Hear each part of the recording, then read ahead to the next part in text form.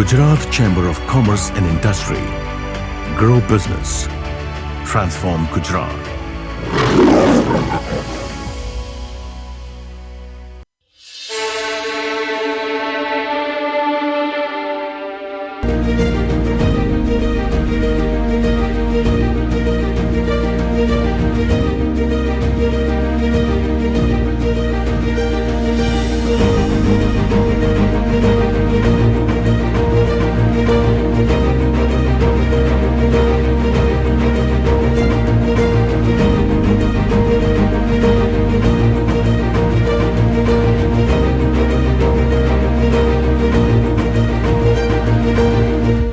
તો શરૂઆત આપણે કરીએ તો 12% અને 28%નો જે સ્લેબ છે સરકારે એને દૂર કરવાનો નિર્ણય લીધો છે.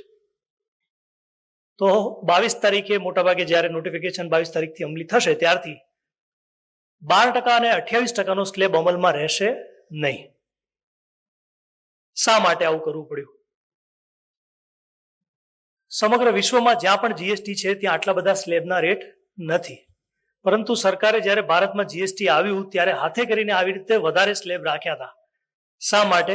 કેમ કે ભારત પહેલા જ્યાં પણ જીએસટી નું અમલીકરણ થયો એ દરેક જગ્યાએ માત્ર 2 રેટ રાખવાથી ઇન્ફ્લેશન જબરજસ્ત વધી ગયું હતું. એવું ભારતમાં ન થાય એટલા માટે સરકારે જાણી જોઈને એક સાથે 5 સ્લેબ, 5 થી પણ વધારે આમ જોવા જાવ તો એવા સ્લેબથી જીએસટી નું ઇન્ટ્રોડક્શન કર્યું હતું. હવે 8 વર્ષ થઈ ગયા છે, ઘણું બધું સેટલ થઈ ગયું છે. આવી રીતે 2 સ્લેબમાં કે 3 સ્લેબમાં, 4 સ્લેબમાં હવે ઓછા સ્લેબ કરવાથી જીએસટીમાં હવે વધારે ઇન્ફ્લેશનની બહુ બીક નથી. અને કેમ કે વધારે સ્લેબ હતા એની તકલીફો પણ હતી. ક્લાસિફિકેશનના ઇસ્યુ જ્યારે જોવો ત્યારે તમે કહો 5%માં આવે, કોઈ કે 12%માં આવે, કોઈ કે 18%માં આવે, અને એમાંય પાછું 28%માં આવે. ઘણા બધા વેપારીઓ એવા છે જેને ત્યાં 5 સ્લેબ એપ્લિકેબલ થાય છે. તો આ બધા ક્લાસિફિકેશનના જે ઇસ્યુ થતા હતા એને પણ હવે આજ પછી જે મોટા ભાગનો એને વિરામ મહદઅંશે મળી જશે, કેમ કે 5માંથી 2 મેજર જે સ્લેબ હતા એને હવે પૂર્ણ વિરામ મૂકવામાં આવે છે. બીજું જે અહીંયાથી ઇમ્પોર્ટન્ટ વસ્તુ થઈ રહી છે કે 5% 12%નો સ્લેબ કાઢી નાખ્યો તો કાં તો આઈટમ 18માં જાય અથવા તો 5માં જાય. પણ સરકારે મોટા ભાગની આઈટમ 5%માં લઈ આવ્યા છે. જીએસટી સબસ્ટેન્શિયલી ડાઉન થઈ રહ્યો છે. ટોટલ 391 આઇટમ્સ ગુડ્સની છે જે નોટિફાઈ કરવામાં આવી છે, જેમાં રેટ ચેન્જ થયો છે. એ 391 માંથી 351 આઇટમમાં રેટ ઘટાડીને 5% કરેલો છે. એટલે 90% આઇટમ જે છે, 90% ગુડ્સ છે એને 12% અથવા 18% કે 28%માંથી 5% પર લઈ આવ્યા છે. આમાં હું એ 7, 8, 10 આઇટમની વાત નથી કરતો કે જે ઓલરેડી 5, 12, 18, 28માં, 40માં બી હતા અને શૂન્યમાં લઈ જવાના છે. આ એના સિવાયના જે આપણને બધાને ડે ટુ ડે લાગુ પડે છે બધા. એટલે આખું જે એક્સરસાઇઝ થઈ રહી છે અત્યારે એ એ આખા અર્થતંત્રને વેગ આપવા માટે કન્ઝ્યુમરને જે બેનિફિટ મળવાનો છે, તમારે ને અમારી આઈટમો જે છે સસ્તી થવાની છે, એના માટે થવાનું. હવે જ્યારે પણ આટલો મોટો ચેન્જ કરવામાં આવે ત્યારે જે ટ્રાન્ઝિશનનો પીરિયડ છે, જે બદલાવનો પીરિયડ છે, એમાં જો વેપારી તરીકે આપણે કશું ધ્યાન ન રાખીએ તો અમુક નુકસાન થઈ શકે, અમુક ફાયદો બી થઈ શકે. નયનભાઈને પહેલા જ કહી દીધું છે કે ફાયદો લેવાનો પ્રયત્ન ન કરતા. એન્ટી પ્રોફિટરિંગ કદાચ અત્યારે સુષુપ્ત અવસ્થામાં છે પણ એને જગાડતા સરકારને બહુ વાર નહીં લાગે. એ સિવાય લીગલ મેટ્રોલોજી એક્ટ, તોલ માપનો જે કાયદો છે એના પ્રમાણે તો દરેક ડીલરે, મેન્યુફેક્ચર સિવાય દરેક ડીલર અને રિટેલર જે છે એમણે જ્યારે પણ ટેક્સના લીધે કોઈ પણ ઘટાડો થયો હોય તો એવો ઘટાડો એમઆરપી થી જો નીચે થયો હોય તો પણ એમણે કમ્પલસરી, એ ભલે એમઆરપી વધારે હોય છતાં પણ એને, ભલે જીએસટીના કાયદામાં નહીં પણ તોલ માપનો કાયદો જે અમલમાં છે એના પ્રમાણે એને ભલે એમઆરપી જૂની તારીખમાં વધારે છાપેલી હોય છતાં પણ જો જીએસટીના લીધે અથવા કોઈ પણ ટેક્સના લીધે જો આ ભાવ ઘટ્યો હોય તો એ ઘટાડો કમ્પલસરી કરવો પડે. એટલે માત્ર જીએસટીના કાયદામાં એન્ટી પ્રોફિટરિંગ છે કે નહીં એનાથી ફરક નહીં પડે. તમે જો તોલ માપના કાયદામાં, લીગલ મેટ્રોલોજી એક્ટમાં એટલે કે એમઆરપીમાં કવર્ડ છો તો તમારે કમ્પલસરી આ વસ્તુ કરવાની છે. એ સિવાય સાહેબ ફાઇનાન્સ મિનિસ્ટર ઓલરેડી કહી ચૂક્યા છે કે અમે ઓબ્ઝર્વ કરી રહ્યા છે ઓલરેડી એ કહી ચૂક્યા છે કે અમે ઓબ્ઝર્વ કરી રહ્યા છીએ. તો આ ફાયદાની વાત થઈ, ખોટો ફાયદો લેવા જવાની જરૂર નથી. પરંતુ કાયદાની ચાર દિવારમાં જે ફાયદો થાય અથવા તો જે તકલીફ પડી શકે એ કઈ કઈ વસ્તુ હોઈ શકે. જેમ કે અત્યારે ઇનપુટ ટેક્સ ક્રેડિટ જતી રહેશે બધાની, એવું એક વોટ્સઅપ યુનિવર્સિટી ઉપર બહુ ચર્ચાઓ ચાલી રહી છે. 391 આઈટમ કે જેમાં રેટ ઓછો કર્યો છે એમાંથી એક પણ ગુડ્સમાં આઈટમ એવી નથી કે જ્યાં ઇનપુટ ટેક્સ ક્રેડિટ બેન કરવામાં આવી હોય, એક પણ નહીં. માત્ર સર્વિસ એક કે બે એવી છે કે જ્યાં રેટ ઘટાડ્યું છે અને કીધું છે કે આમાં અમે તમને ઇનપુટ ટેક્સ ક્રેડિટ નહીં આપીએ. એટલે જે વોટ્સઅપ ઉપર, યુટ્યુબ ઉપર વિડીયો ફરે છે, લિંક્ડઇન ઉપર વિડીયો ફરે છે કે સરકારે એક હાથે લઈને બીજા હાથે લઈ લીધું આપીને, આવું નથી. ગુડ્સમાં સદંતર નથી. 391 આઈટમમાં મારા ધ્યાનમાં એક પણ આવી નથી. આવી હોય તો એકાદ માટે આપણે બાકીના 99 ને ખોટી એની માન્યતા ન ફેલાવી જોઈએ. હવે જ્યારે રેટ તમારો આપણો ઓછો થઈ રહ્યો છે ત્યારે થશે શું કે તમારી પાસે જે સ્ટોક પડ્યો હશે એ 18% પડ્યો હશે 22 તારીખે, તમે વેચશો 5 તારીખે, તો આ જે 13% તમારા ખરીદી જે છે એની જે ક્રેડિટ પડી છે એ તમારી બ્લોક થઈ શકે. જો તમારું માર્જિન સફિશિયન્ટ હોય અથવા તમારો સ્ટોક બહુ રહેતો નથી તો તમને કદાચ આ વસ્તુ બહુ નડશે નહીં. પણ જે ટ્રેડર છે 1-2% માર્જિનમાં જે લોકો ધંધો કરે છે એ લોકોને એવું થાય, અમે એક ગણતરી કરતા હતા કે 20 લાખ રૂપિયાનો સ્ટોક પડ્યો હોય અને 18%નો જો સ્ટોક હોય તો 3,60,000ની ક્રેડિટ તમારી પડી રહે. આ 20 લાખનો સ્ટોક તમે ખરીદશો બધા 18%માં, 3,60,000ની ક્રેડિટ પડી હોય અને તમે 3% માર્જિન સાથે વેચવા જશો ત્યારે 1,05,000 જીએસટી ભરવાનો આવે તો બાકીનો ડિફરન્સ જે છે તમારો 1,35,000 જેવો જે બી થશે એ તમારો ક્રેડિટ જમા થઈ જાય. 3% માર્જિનમાં આટલો તમારી આઈટીસી ક્યારે તમે વસૂલ કરી શકશો? આના ઉપર મારે વધારે વાત નથી કરવી, નીતેશભાઈ છે આપણી સાથે જે આના ઉપર ડિટેલમાં વાત કરશે. પણ તમારે આવી બધી ઇમ્પેક્ટ જે આવવાની છે એના ઉપર આપણે વિચાર ડિટેલમાં કરવો પડે. હવે જ્યારે ટેક્સમાં વધારો ઘટાડો થાય ત્યારે દરેક વ્યક્તિને એના પોતાની ઇફેક્ટો એ ગોતવી પડે. બાજુવાળાના કપડા ચાલશે નહીં, બાજુવાળાની પરિસ્થિતિ ચાલશે નહીં. એક ઉદાહરણ સાથે વાત કરું કે મ્યુનિસિપાલિટીએ AMTS બસના ભાડા 5 રૂપિયાથી વધારીને 12 રૂપિયા કરી દીધા. તો બીજે દિવસે મારા જેવા વક્તા જેમને જાહેરથી બોલવાનું હતું પણ એમને વિરોધમાં કંઈ બોલી શકાય એમ નહોતું, એટલે એમણે કીધું કે જો આમાં ફાયદો છે. શું ફાયદો? આમાં ફાયદો એ છે કે કાલે અમે બસની પાછળ દોડીને 5 રૂપિયા બચાવતા હતા, હવે આપણે બસની પાછળ દોડીને 12 રૂપિયા બચાવીશું. એટલે આજે જ અમારે વાત થતી હતી, અમારા પાર્ટનર છે અમને કે IPL ની ટિકિટ 28ની 40 કરી નાખી. મેં કીધું બહુ સરસ, હું તો જતો જ નથી, તમે લોકો જાઓ છો. જ્યારે હું પહેલા જોવા નતો જતો તો ત્યારે મારા 128 બચતા હતા, હવે મારા 140 બચશે. ઊંધી પરિસ્થિતિ કરીએ. 12% હતા ને એના 5 કરી નાખે, શું થાય? તો પહેલા તમારા 112 રૂપિયા તમારે ધંધો કરવા માટે જોતા હતા, હવે તમે એ જ ધંધો કરવા માટે માત્ર 105 રૂપિયા જ જોશે. તમારી વર્કિંગ કેપિટલ જે છે એમાં તમારા પૈસા બચી શકે. કહેવાની વાત એ છે કે રેટ વધે કે ઘટે, MRP વધે કે ઘટે એ એક જુદી વસ્તુ છે અને એની તમારા બિઝનેસ ઉપર શું ઇફેક્ટ પડે છે તમારે ધ્યાન રાખીને તમારું સ્ટડી કરવું પડશે. દરેક ધંધાને સેમ ના હોઈ શકે. મોટાભાગે ટેક્સટાઇલ વાળા છે એમને એક ઇફેક્ટ થવાની છે. એમની ખરીદી ફોર એક્ઝામ્પલ 2,000 રૂપિયામાં હતી, જેના ઉપર 5% એટલે કે 100 રૂપિયા જીએસટી લાગેલો હોય ત્યારે, હવે જ્યારે વેચવા જશે તો ત્યારે 12% એટલે 120 રૂપિયા જીએસટી હતો. 2500ની આઈટમ હોય તો 12% જીએસટી હતો. હવે એ લિમિટ 1000ની 2500 કરી નાખી છે. એટલે શું થશે? તમે જ્યારે પણ આ 2500 રૂપિયામાં એ વેચવા જશે ત્યારે માત્ર 5% જીએસટી પડવાનો છે, પણ એમની ખરીદી 12%ની હતી. કરેક્ટ? એટલે આવી જે ઇફેક્ટ છે એ દરેક વ્યક્તિએ, દરેક ધંધાદારીએ પોતાની મેતે સ્ટડી કરવી પડે અને જોવું પડે. બીજું જે સર્વિસીસના રેટ જે ઓછા થયા છે એમાં 1-2 મેજર રેટ એવા છે કે જે લોકોને ઇફેક્ટ કરશે. જેમ કે રેસ્ટોરન્ટ છે એમાં હોટલમાં 7,500 રૂપિયા સુધી જો તમારું ભાડું હોય તો હવે કમ્પલસરી કરવામાં આવશે એવું લાગે છે કે અમે 5% વિધાઉટ ઇનપુટ ટેક્સ ક્રેડિટ. તો જે લોકોને હોટલ છે એ લોકોને પોતાનું આખું બિઝનેસ જે છે 7,500 રૂપિયાથી ઓછાની હોટલો છે એમને પોતાનું બિઝનેસ રિવ્યુ કરવું પડે, ફરીથી બેસીને જોવું પડે કેટલી ઇનપુટ ટેક્સ ક્રેડિટ જતી રહી કેટલી. પણ આના લીધે સિમ્પ્લિસિટી થવાની છે.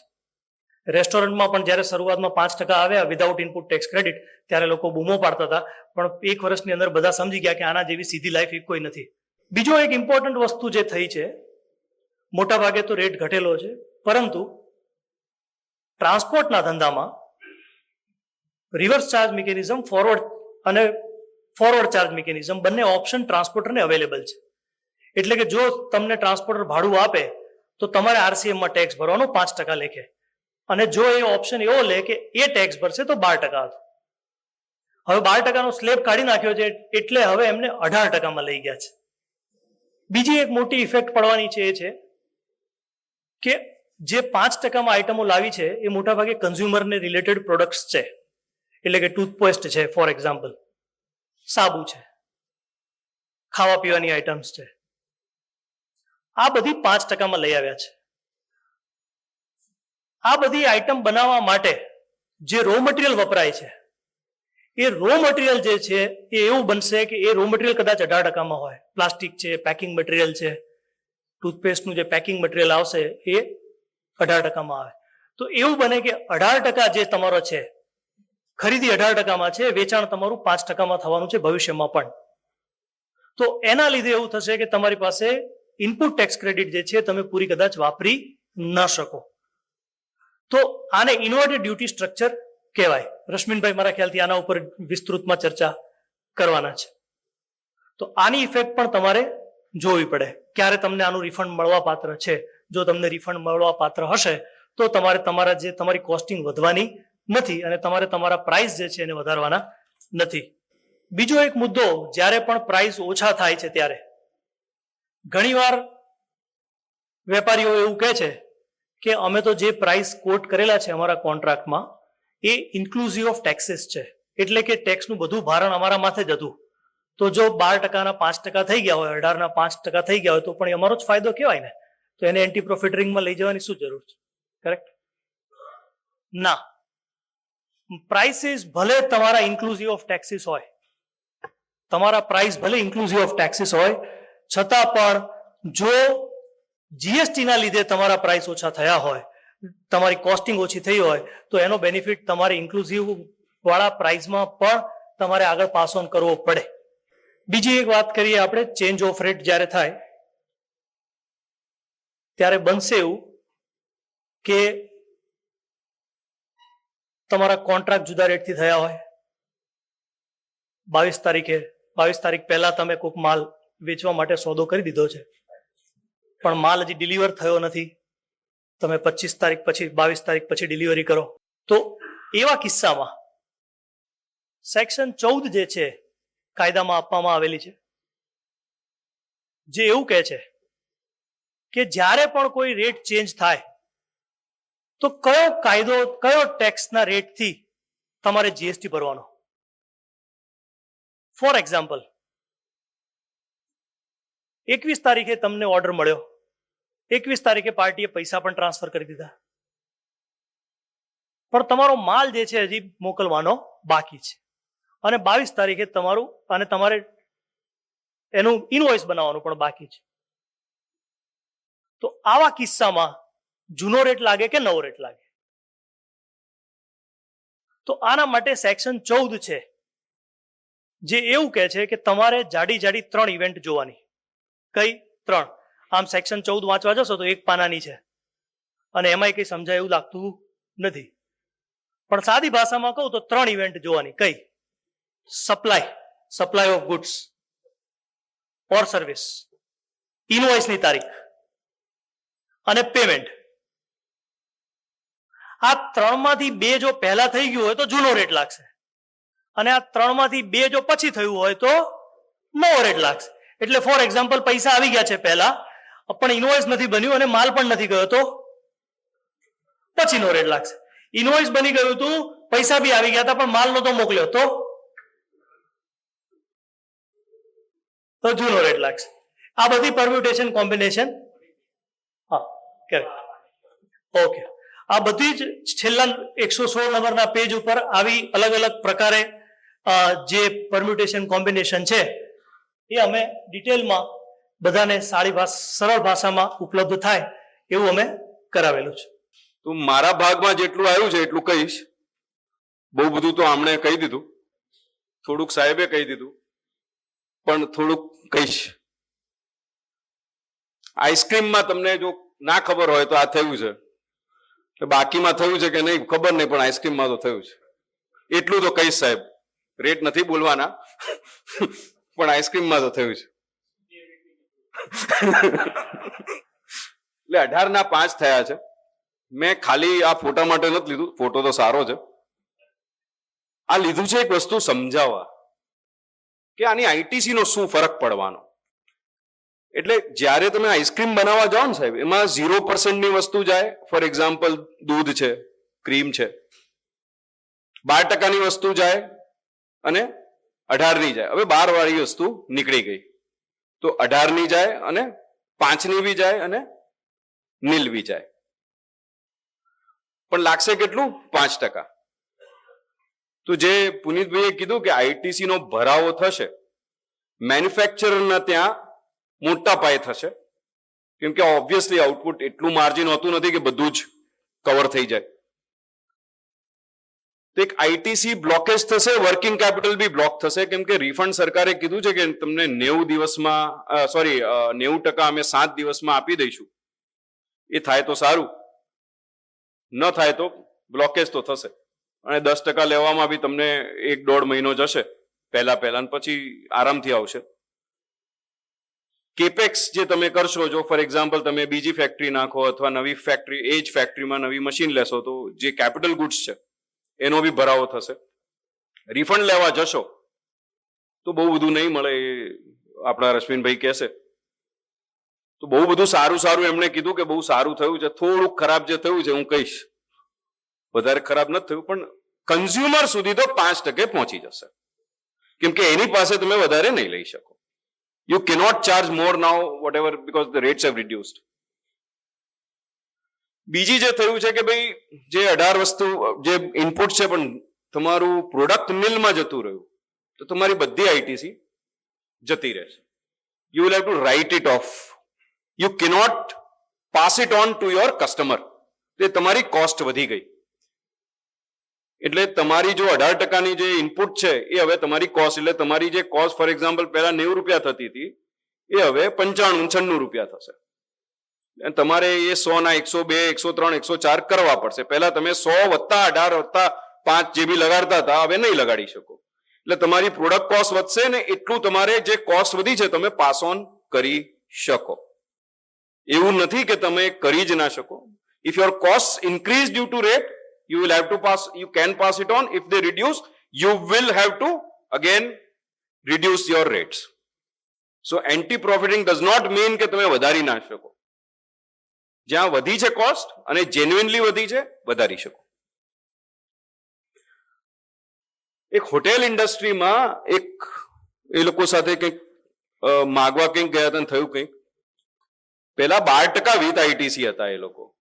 7,500 રૂપિયાની નીચેનો રૂમ હોય તો 12% ચાર્જ કરવાનો કસ્ટમર થી અને આઈટીસી તમે પૂરી લઈ શકો.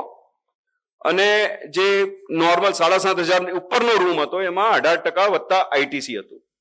હવે આ લોકોએ 5% વિધાઉટ આઈટીસી, જે એક વસ્તુ જે સર્વિસમાં જે કરી છે વિધાઉટ આઈટીસી એ આ છે.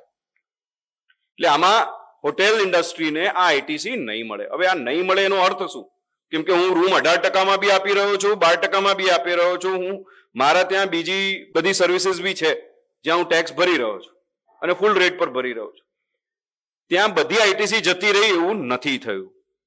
તમને રૂલ 42, રૂલ 43 બંને લાગુ પડશે સેક્શન 17 સાથે, અને ત્યાં તમને પ્રપોર્શનેટ જે ક્રેડિટ છે, એટલે ફોર એક્ઝામ્પલ કોઈ બી સર્વિસ માત્ર 5% ના રૂમ માટે થઈ હોય, હું તમને એક નાનો, ભાઈ તમે શેમ્પુ લીધું છે જે 5% વાળા રૂમમાં રાખો છો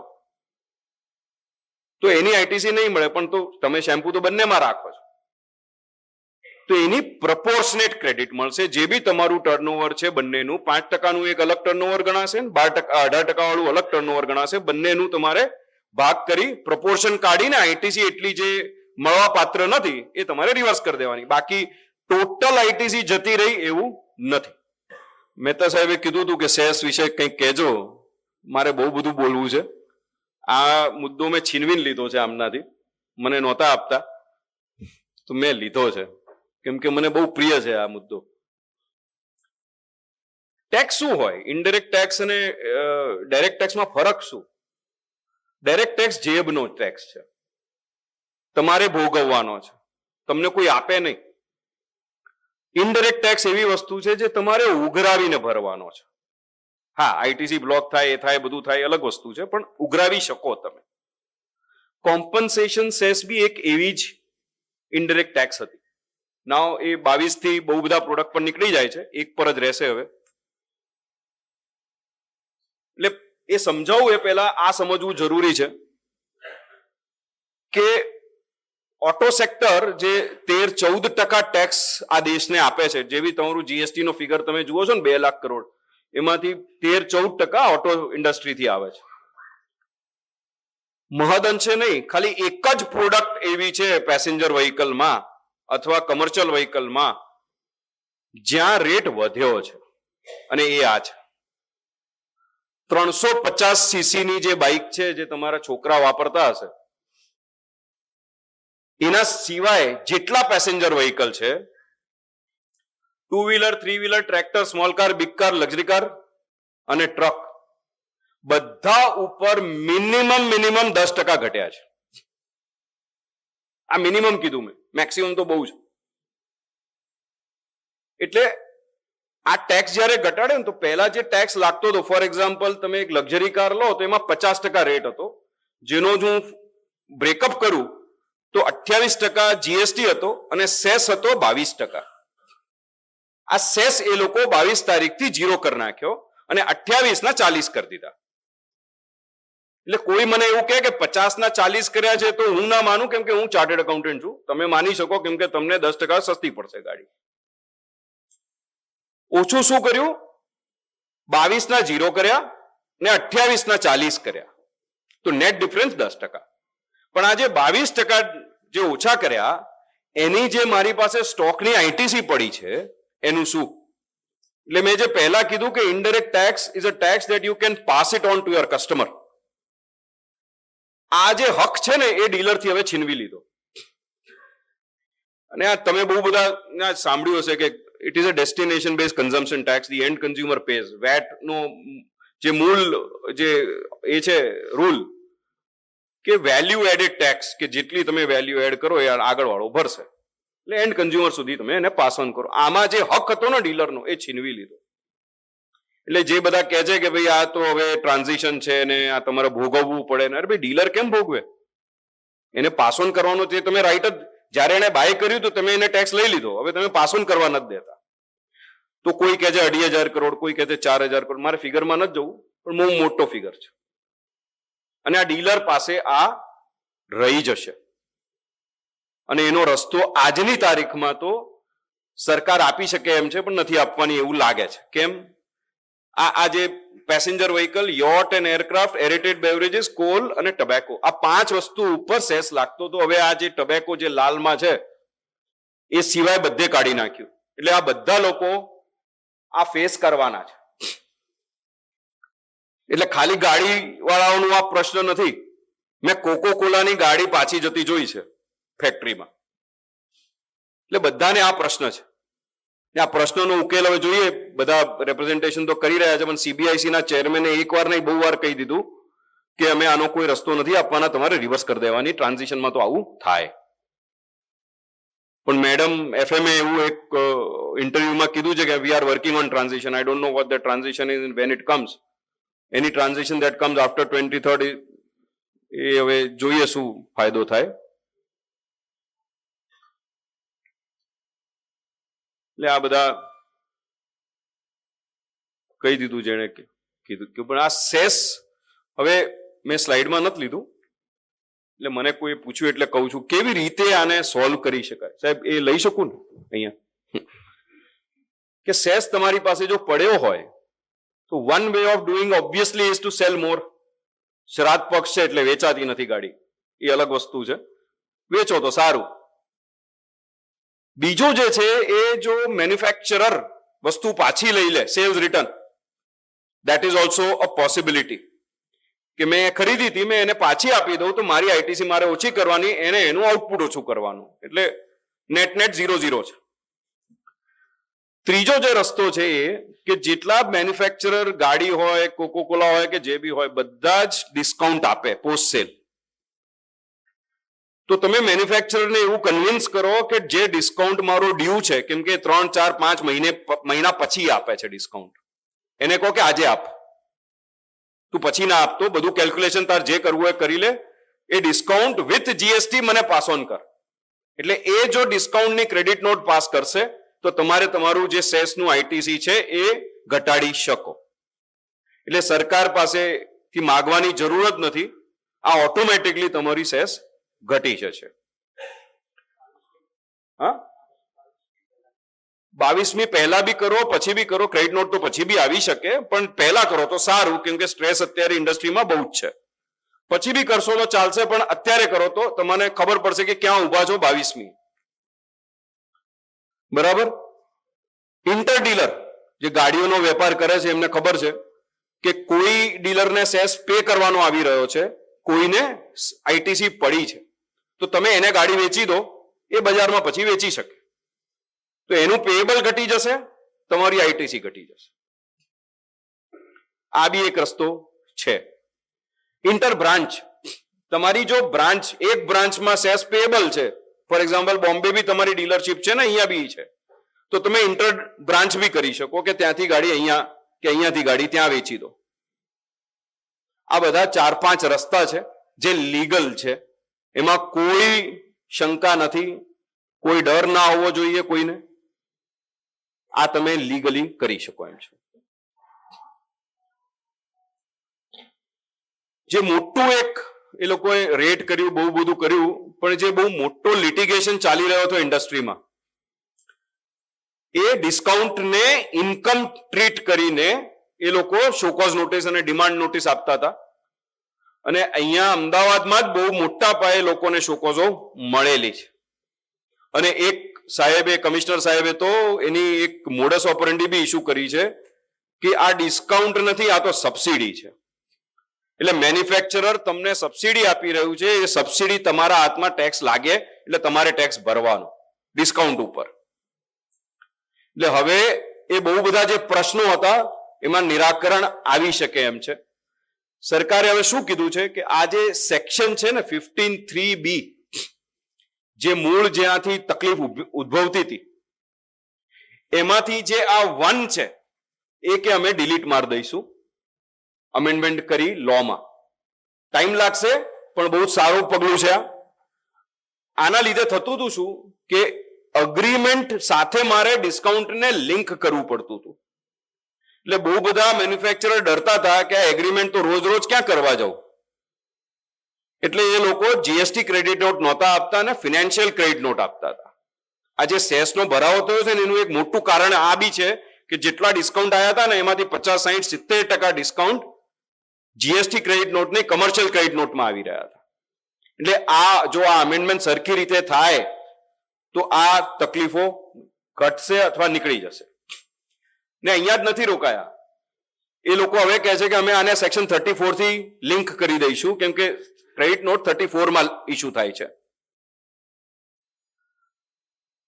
બીજું એ લોકોએ કીધું છે કે અમે 3 મુદ્દા ઉપર સર્ક્યુલર બહાર પાડીશું. પહેલાય પાડેલા છે, એ તો હવે કોઈ માનતું નથી, હવે બીજા એક સર્ક્યુલર લાવવાના છે કે તમારે આઈટીસી રિવર્સ કરવાની જરૂર નથી જો ફિનાન્શિયલ ક્રેડિટ નોટ હોય તો. નહીતર બહુ બધા ઓફિસરો એવો વ્યૂ લીધો હતો કે તમને ક્રેડિટ નોટ આવે છે એટલે ડિસ્કાઉન્ટ છે, ડિસ્કાઉન્ટ છે એટલે તમારે આઈટીસી તો રિડ્યુસ કરવી પડે. કેમ કે તમે પેમેન્ટ 180 દિવસમાં કર્યું નથી. 100 રૂપિયાની વસ્તુ ખરીદી, 90 રૂપિયા તમે તો ચૂક્યા, 10 તો ફિનાન્શિયલ ક્રેડિટ નોટ થી આવી ગયા, એટલે પેમેન્ટ 180 દિવસમાં નથી થયું, એટલે તમારે આઈટીસી રિવર્સ કરવી પડે. હવે આ લોકો ક્લેરિફિકેશન આપવાના છે સર્ક્યુલર, અને circular is always clarificatory in nature, which means it is retrospective. એ 2017 થી લાગુ થશે. એટલે એક એ આપશે. બીજું બહુ બધા મેન્યુફેક્ચરર તમને એડિશનલ કન્સિડરેશન આપે છે. ફોર એક્ઝામ્પલ, એ લોકો દિવાળી પર એક ડિસ્કાઉન્ટ કાઢે અથવા લોયલ્ટી બોનસ આપે.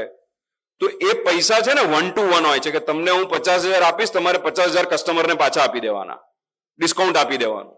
તો એ જે એડિશનલ કન્સિડરેશન આવશે એની ઉપર બી એ લોકો એક સર્ક્યુલર બહાર પાડવાના છે. પહેલા બી બહાર પાડેલો 105 નંબરનો, એ વિડ્રો કરવું પડ્યું હતું કેમ કે એમાં એ લોકોએ રામાયણ ઉભી કરી હતી. હવે જોઈએ રામાયણ ને મહાભારત ઉભી ના થાય તો સારું. કીધું તું છે કે નહીં કરીએ. જે ત્રીજું એક છે કે પ્રમોશનલ એક્ટિવિટીઝ. ભાઈ તમે એક્ઝિબિશનમાં જાઓ ને ગાડી ઊભી કરો, ત્યાં લોકોને દેખાડો, એના રૂપિયા આપે છે મેન્યુફેક્ચરર. તમને એવું લાગતું હશે કે ડીલર કરે છે. ડીલર પોતાના ખર્ચે બહુ બધું નથી કરતો.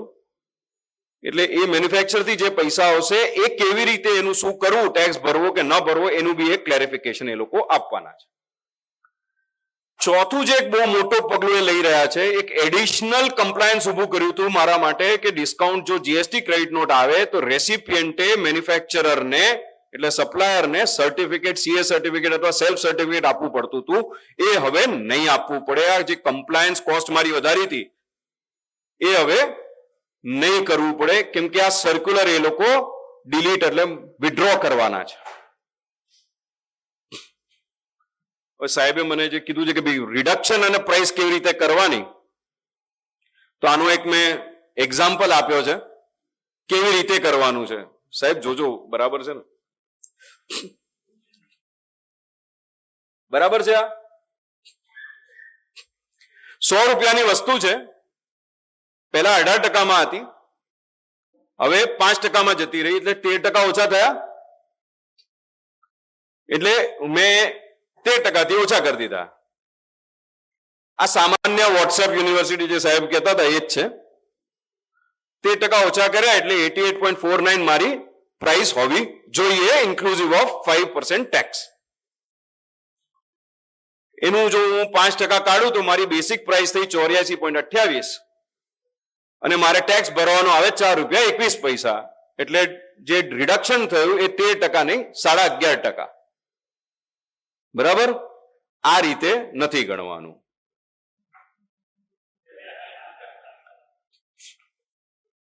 બરાબર?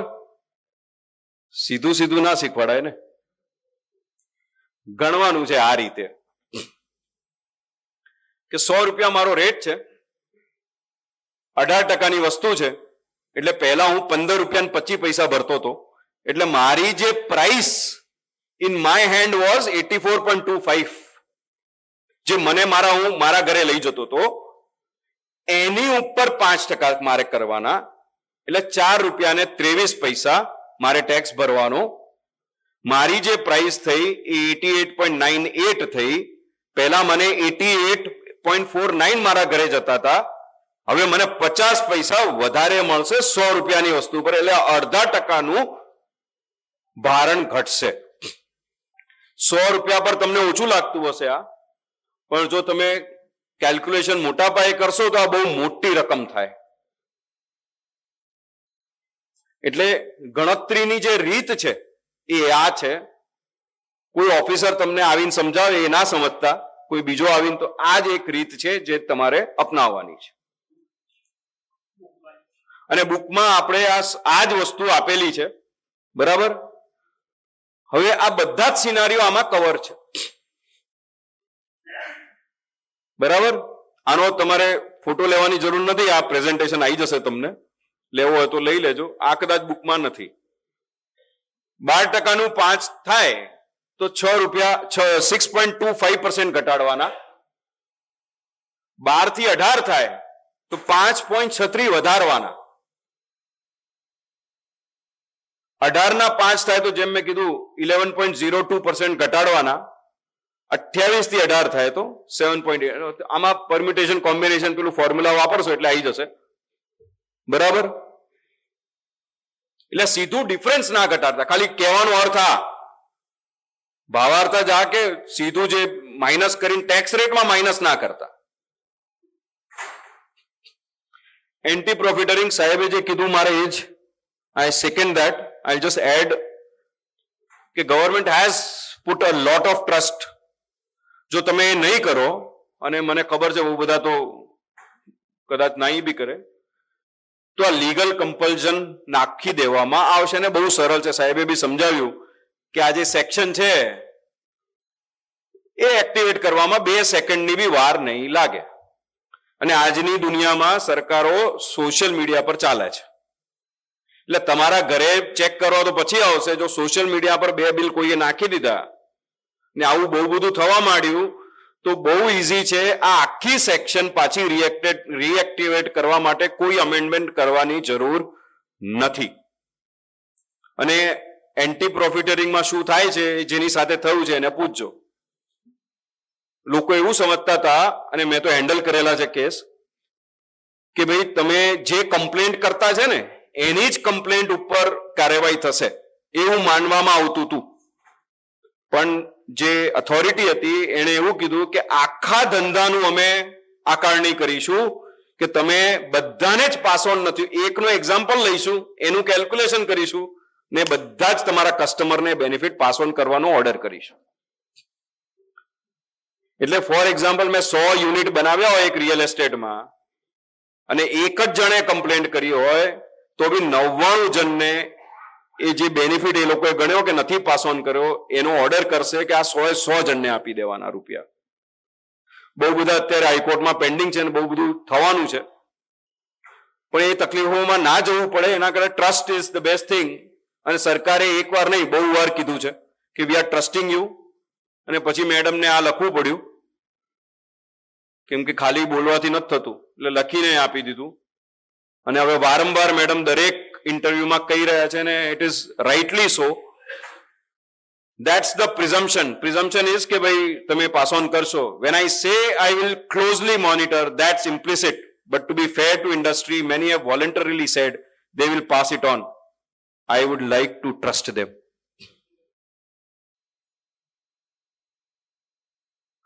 પછી તમે આ બધી એડો જોઈ હશે પેપરમાં, ભાવ ઘટી ગયા. હા, ઘટી તો ગયા છે, લેવા જશો એટલે ઘટેલા હોય તો જ માનવાનું, બરાબર ને. પણ ફરક જુઓ સાહેબ, મને કોઈએ કાલે કીધું 3 કરોડની ગાડીમાં 30 લાખ ડિસ્કાઉન્ટ ચાલે જ સાહેબ, 10% તો ઘટ્યા જ. હવે લાઈફ ઇન્સ્યોરન્સ, હેલ્થ ઇન્સ્યોરન્સ, તમારે સોશિયલ મીડિયાને પ્રણામ કરવું જોઈએ કે બંને પરથી ટેક્સ નીકળી ગયો, 0% પર આવી ગયા. એટલે તમારા 18% ઘટ્યા કે નહીં? શું લાગે છે? નહીં ઘટે. અને સરકારે જ FAQ માં કહી દીધું છે, 1-2 માં, આમાં ઇન્સ્યોરન્સમાં નથી કીધું, બાકી બધામાં કહી દીધું કે જેટલા હું ઘટાડું છું એટલા નહીં ઘટે, કેમ કે એમનો જે કોસ્ટિંગ વધશે ઇનપુટ ક્રેડિટનો એ તમારી ઉપર લોડ કરીને, એટલે ઇન્સ્યોરન્સમાં એવું કહેવાય છે કે 3-4% ઘટશે, બાકી 14, 12, 13 જે બી એમની કોસ્ટ હશે તમને પાસ ઓન કરવામાં આવશે. Thank you. Dignitaries on the dais, dignitaries off the dais, my fellow committee members, my co-speakers, Niteshbhai, Punitbhai અને વેપારી મિત્રો. જ્યારે નીતિશભાઈ કીધું ને કે આ કાર્યક્રમની જ્યારે અમે લોકો ચર્ચા કરી રહ્યા હતા કેવી રીતના કરવાનું, ત્યારે નયનભાઈ શેઠનું લાઈક ઝીણવટ ભર્યું હતું કે ભાઈ આને કેવી રીતના કરશું, કે આ કાર્યક્રમમાં કયો ટોપિક કોણ લેશે, કેવી રીતના લેશે. ગઈકાલે સાંજે બી અમે લોકો સાથે બેઠા હતા, લગભગ 2 કલાક જેવું સાહેબ સાથે સ્પેન્ડ કર્યું અને આ કાર્યક્રમની આખી ક્રોનોલોજી સેટ કરી હતી. જ્યારે ક્રોનોલોજી સેટ કરતા હતા ને ત્યારે મને એવું થયું કે આ જે પણ સુધારાઓ છે આપણને બધાને એકદમ પોઝિટિવ સુધારા લાગી રહ્યા છે, બરાબર ને. એટલે ઘણી વાર કેવું ફેસ્ટિવ સિઝન હોય ને, નવરાત્રી છે, દિવાળી છે, એટલે ઘણી બધી સ્કીમ્સ આવતી હોય, બરાબર. આટલા ટકા ડિસ્કાઉન્ટ, પછી બાજુમાં એક ફૂલડી મારી હોય નાનીકડી એસ્ટ્રિક મારી, અને નીચે શું લખ્યું હોય? Condition supply. તો આ સ્કીમ છે ને આખી, એની કન્ડિશન સપ્લાય કહેવા માટે હું આવેલ છું, બરાબર છે. સો આપણે સ્ટાર્ટિંગમાં ચર્ચા કરીને પુનિતભાઈ ચાલુ કર્યું કે ભાઈ કેટલા બધા રેટ્સ હતા, ઇન્ફ્લેશનને કંટ્રોલ કરવા માટે આટલા રેટ્સ રાખ્યા, હવે આટલા 7-8 વર્ષ નીકળી ગયા અને નાવ ઇટ્સ રાઈટ ટાઈમ કે ભાઈ આપણે ઓછા રેટ રાખીએ. ઓછા રેટ રાખવાથી ઘણું સારું થયું છે. ઘણા બધા ક્લાસિફિકેશનના ઇસ્યુ જતા રહ્યા છે. નીતિશભાઈએ પેલું આઈસ્ક્રીમ વાળું કવર કર્યું, એની સાથે સાથે બીજા બે મોટા ઇસ્યુ હતા. એક પરોઠા અને રોટી વાળું હતું, એ પ્રોબ્લેમ સોલ્વ થઈ ગયો. અને બીજો લાસ્ટ જીએસટી કાઉન્સિલ મિટિંગમાં તમને બધાને જ ખબર હશે કે પોપકોર્ન વિશે મેડમે ચર્ચા કરી હતી, બરાબર ને, કે 5%, 12%, 18% અલગ અલગ રેટ્સ આપ્યા હતા. અને જેવી રીતના પેલી યુનિવર્સિટી ઓફ સોશિયલ મીડિયા કીધું ને, એવી રીતના આ લાઈવ એક્ઝામ્પલ છે. આ વખતે પ્રેસ રિલીઝ ઇસ્યુ થઈને પછી આપણા દેશના one of the most renowned અને બહુ જ જાણીતા પત્રકાર છે, એમણે એવી ટ્વીટ કરી કે ભાઈ ચલો સારો છે સુધારો, પણ છતાંય કેરેમલાઇઝ પોપકોર્ન ઉપર હજી 18% છે. તો એ ટ્વીટને પાછું ટેગ કરીને CBIC એ લખ્યું કે ખોટી અફવાઓ ન ફેલાવો, બધા જ ફ્રૂટ પ્રોડક્ટ્સ ઉપર 5% છે.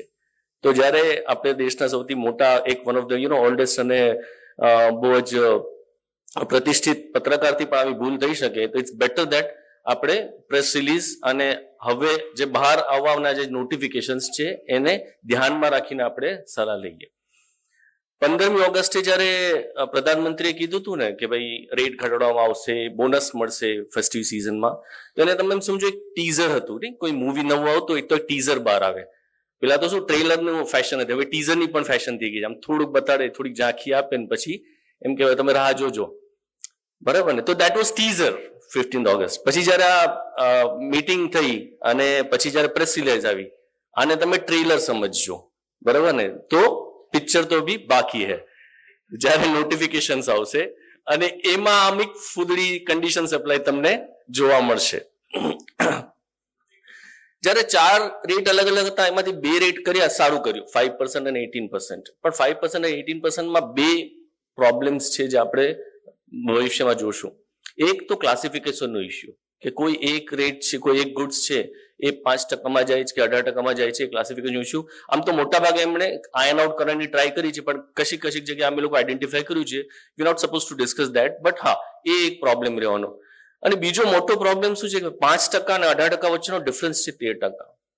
એ જે ડિફરન્સ 13%નો છે ને, જે સ્ટાર્ટિંગમાં પુનિતભાઈ સમજાવ્યું કે, અથવા નીતિશભાઈ કીધું કે inverted duty structure. Inverted duty structure એટલે શું કે હું જયારે પરચેસ કરું છું, એ ગુડ્સ છે એના ઉપર રેટ વધારે એટલે 18% જ રહેવાનો, હવે 12% તો છે નહીં. અને જે હું મેન્યુફેક્ચર કરીને અથવા પ્રોસેસ કરીને જે ગુડ્સ વેચું છું એના ઉપરનો ટેક્સ ઓછો 5%. એટલે મારી પાસે ક્રેડિટ હશે, ક્રેડિટનો ભરાવો થશે, ક્રેડિટ વાપરી શકાય એમ હશે, પણ વાપરવાની જગ્યા નહીં હોય મારી પાસે. તો that means inverted duty structure. GST ના આખા કાયદાની અંદર છે ને, રિફંડ એક્સપોર્ટને જ મળે છે. એક્સપોર્ટ સિવાય ઇન્વર્ટેડ ડ્યુટી સ્ટ્રક્ચરની અંદર રિફંડની પ્રાવધાન છે, બરાબર છે. પણ થોડા લિમિટેશન્સ છે, અગેન એમાં પણ કન્ડિશન સપ્લાય છે. આપણે પહેલા સમજીએ કે ઇન્વર્ટેડ ડ્યુટી સ્ટ્રક્ચર કેવી રીતના ને કઈ જગ્યાએ થશે. આની અંદર અમુક પ્રોડક્ટ્સના મેં નામ લીધા છે, અમુક રેટ્સ લખેલા છે, પણ તમે ખાલી ઇલિસ્ટ્રેશન સમજો. ડોન્ટ ફાઇનલાઇઝ કે ભાઈ આ રેટ ઉપર આટલો જ, આ પ્રોડક્ટ ઉપર આટલો જ રેટ લાગે છે. આ ખાલી એક અન્ડરસ્ટેન્ડિંગ માટે ઇલિસ્ટ્રેશન લીધેલું છે. This is what we discussed કે 5%, 18% આવ્યા બાદ એની અંદર જે ડિફરન્સ છે એનો હંમેશા ડિફરન્સ આપણને રહેવાનો છે, અને એના કારણે આઈટીસી ની બ્લોકેજ થશે. ડિસ્કસ એવું કરવામાં કે રિફંડ છે ને 90% પ્રોવિઝનલ રિફંડ તમને વિધિન 7 days આપવામાં આવશે, બરાબર છે. તો ઘણીવાર આપણે ટ્રેલરમાં કંઈક દેખાય છે ને, રિયલ મૂવીમાં કંઈક અલગ હોય છે, બરાબર. અને રિફંડમાં આ ઇન્વર્ટેડ ડ્યુટી સ્ટ્રક્ચરની અંદર એ બહુ સારી રીતે સમજાવવામાં આવ્યું છે કે ભાઈ FAQ ક્વેશ્ચન આન્સર્સ ની અંદર પણ સમજાવવામાં આવ્યું છે કે ભાઈ આની અંદર ઇન્વર્ટેડ ડ્યુટી થાય છે, પણ તમને રિફંડ મળી જશે, ચિંતા ના કરો. બટ એની અંદર એક કેચ છે, જે કે ને બહુ જ ઇમ્પોર્ટન્ટ કેચ છે, જે ફૂદડી માટેની કન્ડિશન સપ્લાય છે, કે ઇનપુટ સર્વિસીસ જે વપરાય છે એનું રિફંડ નથી મળવાનું તમને. એ ફોર્મ્યુલામાંથી જ રિમૂવ કરી આપવામાં આવ્યું છે, અને પહેલેથી છે. અને આ વસ્તુને થોડુંક બેકગ્રાઉન્ડમાં છે ને, તો ઇનપુટ સર્વિસનું રિફંડ મળે એના માટે લોકોએ ફાઇટ કરી, હાઈકોર્ટમાં ગયા, સુપ્રીમ કોર્ટમાં ગયા. પણ સુપ્રીમ કોર્ટે કીધું કે ભાઈ ફોર્મ્યુલા જે સરકાર આપે છે એ આપણે માન્ય રાખવાની, અને એમાં કોઈ ચેન્જ પોસિબલ નથી, એને અલ્ટ્રા વાયરસ નહીં ગણવાનું, એટલે આ ફોર્મ્યુલા તમે એક્સેપ્ટ કરી લો. એટલે એની અંદર કોઈ સુધારો થઈ શકશે નહીં.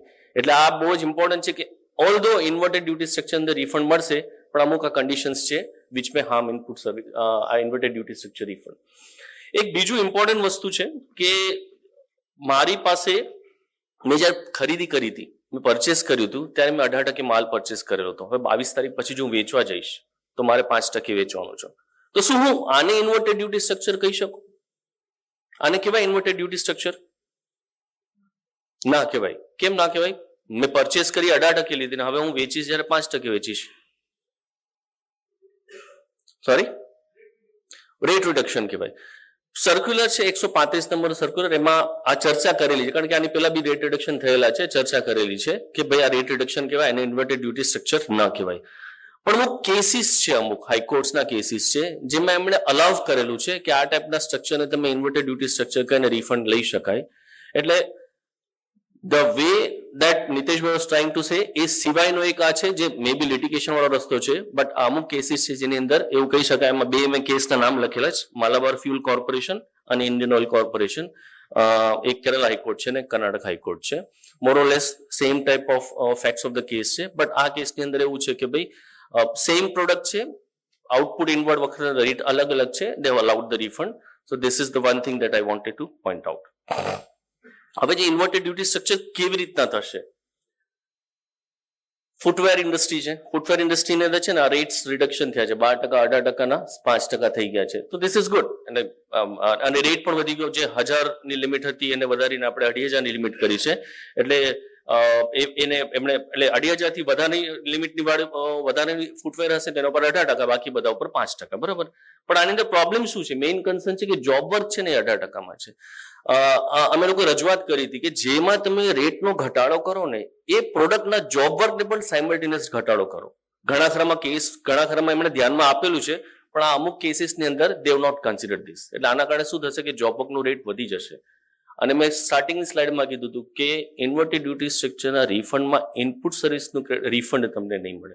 Again that will start accumulating your input tax credit. અને ઘણી ખરી ફૂટવેરના એક્ઝામ્પલ ઘણી ખરી રો મટીરિયલ્સ છે બધા 18%માં છે, આ તમે જોઈ શકો છો. અને 18% હોવાના કારણે મારી પાસે જે ક્રેડિટનો ભરાવો થશે, આ એક એક્ઝામ્પલ લીધું છે, એની અંદર 30 લાખનું આઉટપુટ છે એની અંદર, તો એની અંદર મારી પાસે ક્રેડિટનો ભરાવો થશે અરાઉન્ડ 2,10,000. તો this is the status that is going to happen, બરાબર છે. આનું સોલ્યુશન માટે એમણે કીધેલું છે કે ભાઈ તમને ઇન્વર્ટેડ ડ્યુટી સ્ટ્રક્ચરનું રિફંડ અમે આપશું. રિફંડની આ ફોર્મ્યુલા છે, કેલ્ક્યુલેશન એક કરેલું છે જે ફોર્મ્યુલાના બેઝિસ ઉપર છે.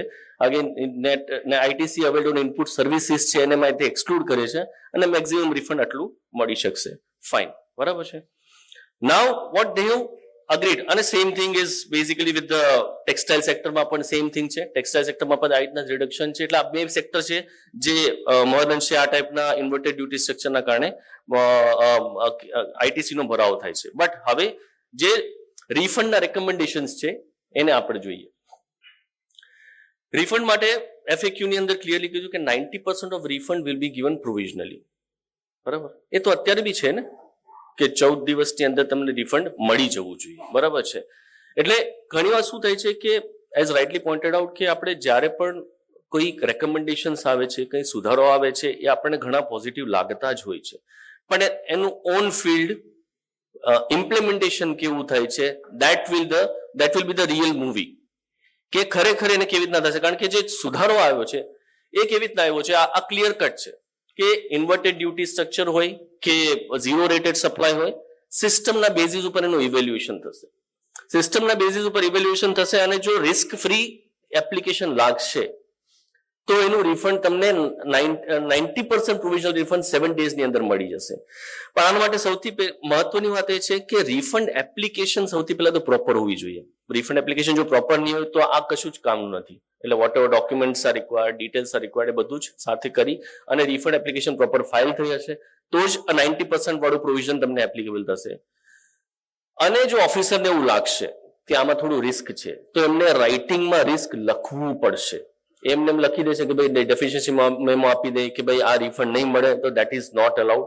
That is been clearly mentioned in the press release. Press રિલીઝમાં ચોખ્ખું લખવામાં આવેલું છે કે જો ઓફિસરને એવું લાગે કે ફર્ધર સ્ક્રુટિની કરવા જેવું છે, રિજેક્શનની વાત નથી, ફર્ધર સ્ક્રુટિની કરવા જેવું છે, તો એને એના રીઝન્સ છે રાઇટિંગમાં મેન્શન કરવા પડશે. એના બાદ જ એને ફર્ધર સ્ક્રુટિનમાં લેવાશે. એટલે બાય ડિફોલ્ટ કોઈ પણ રિફંડની એપ્લિકેશન જો પૂરી રીતે રિફંડ એપ્લિકેશન ફાઇલ કરી લેશે with proper format, proper documentation, જે પણ રિક્વાયર્ડ વસ્તુ છે બધું સાથે રિફંડ એપ્લિકેશન કરેલું હશે તો 7 ડેઝની અંદર 90% રિફંડ આપી દેવાનું એવું આપણને સમજણ આપવામાં આવેલ છે.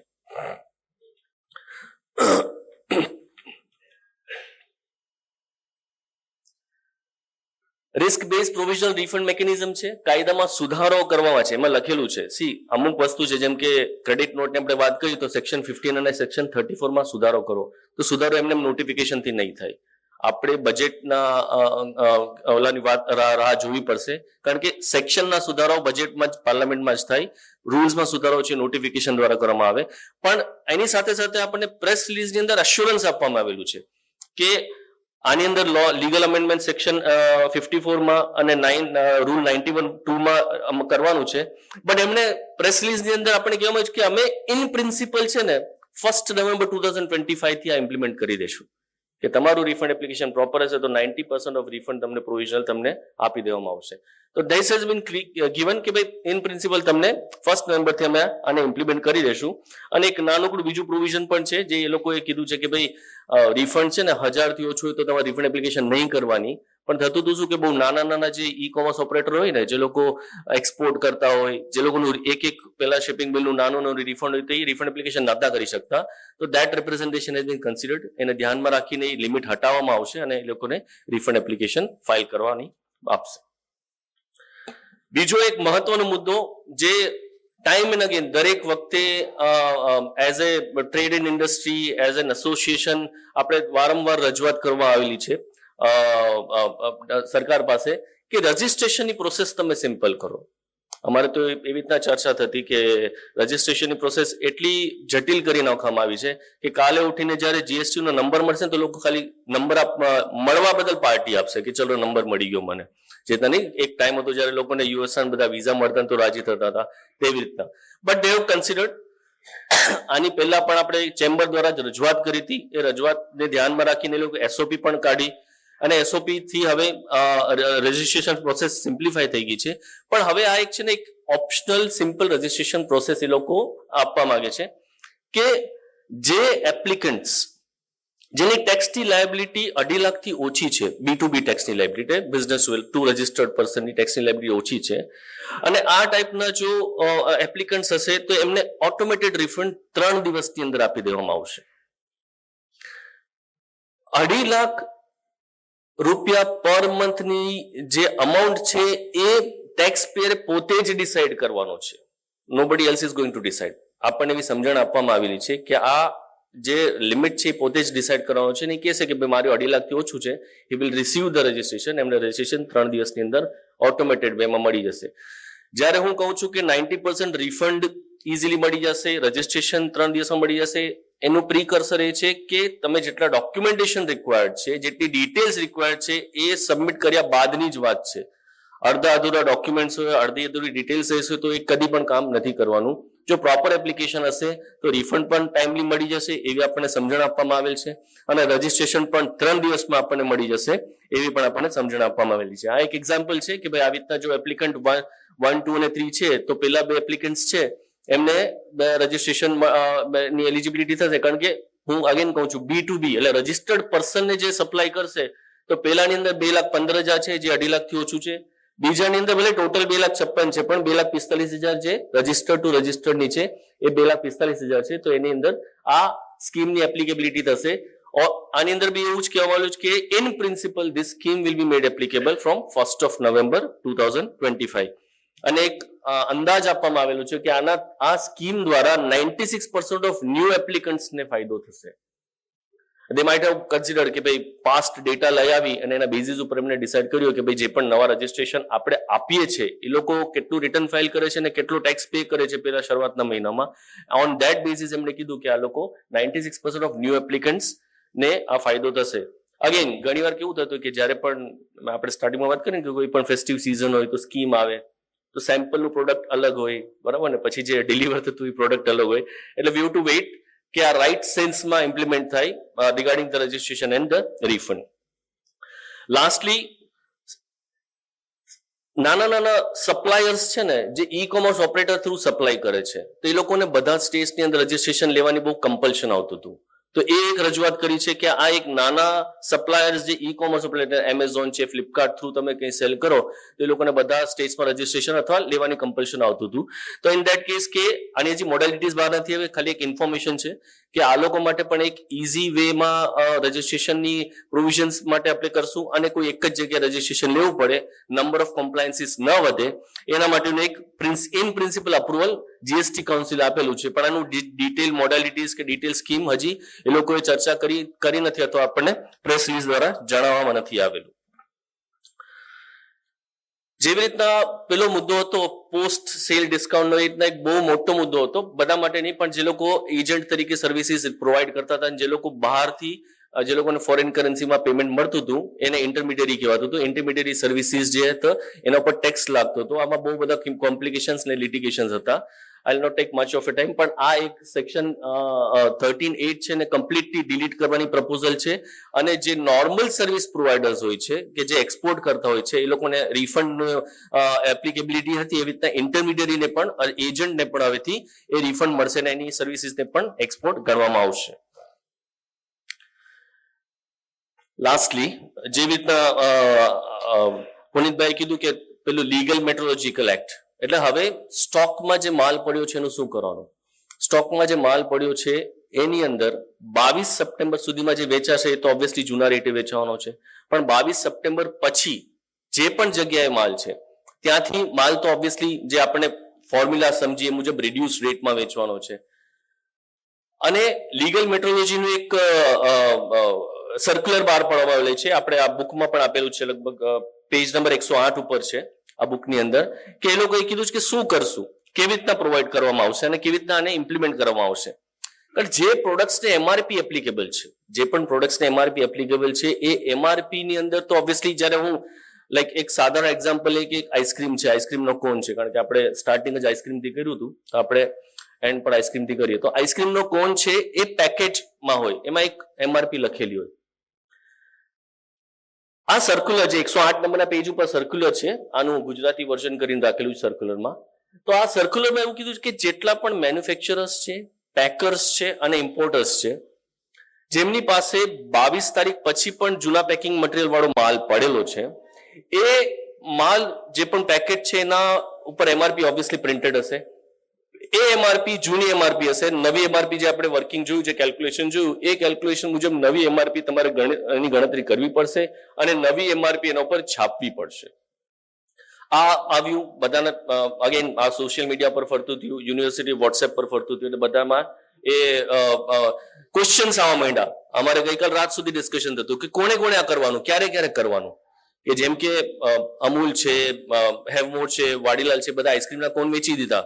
હવે આપણે પ્રોવિઝન સ્ટોર્સ છે, પેલા ડીલર્સ છે, બધાને ત્યાં કોણ પડ્યા હોય તો ત્યાં કેવી રીતે તમે એમઆરપી ચેન્જ કરવા જશો? આ એક એકદમ બેઝિક લેવલનું લોકોમાં અન્ડરસ્ટેન્ડિંગ હતું કે ભાઈ બધી જ જગ્યાએ જે પણ જગ્યાએ 22 તારીખ પછી જૂના પેકિંગ મટીરિયલ વાળો માલ વેચાશે એમાં જે જૂની એમઆરપી છે એની બાજુમાં નવી એમઆરપી છાપવી પડશે અથવા સ્ટીકર લગાવવું પડશે, સ્ટેમ્પ લગાવવું પડશે અને પછી વેચવું પડશે. પણ આ જે સર્ક્યુલર જે ઇસ્યુ કરવામાં આવે છે, સર્ક્યુલરની અંદર સ્પેસિફિકલી લખવામાં આવ્યું છે મેન્યુફેક્ચરર્સ એટલે જે મેન્યુફેક્ચરિંગ કરે એ, પેકર્સ જે પેકિંગ કરે એ, અને જે ઇમ્પોર્ટર્સ છે એ ઇમ્પોર્ટર્સને જ આ લાગુ પડશે કે જે જૂની એમઆરપી વાળો સ્ટીકર્સ છે એની બાજુમાં નવી એમઆરપી લગાડવી પડે.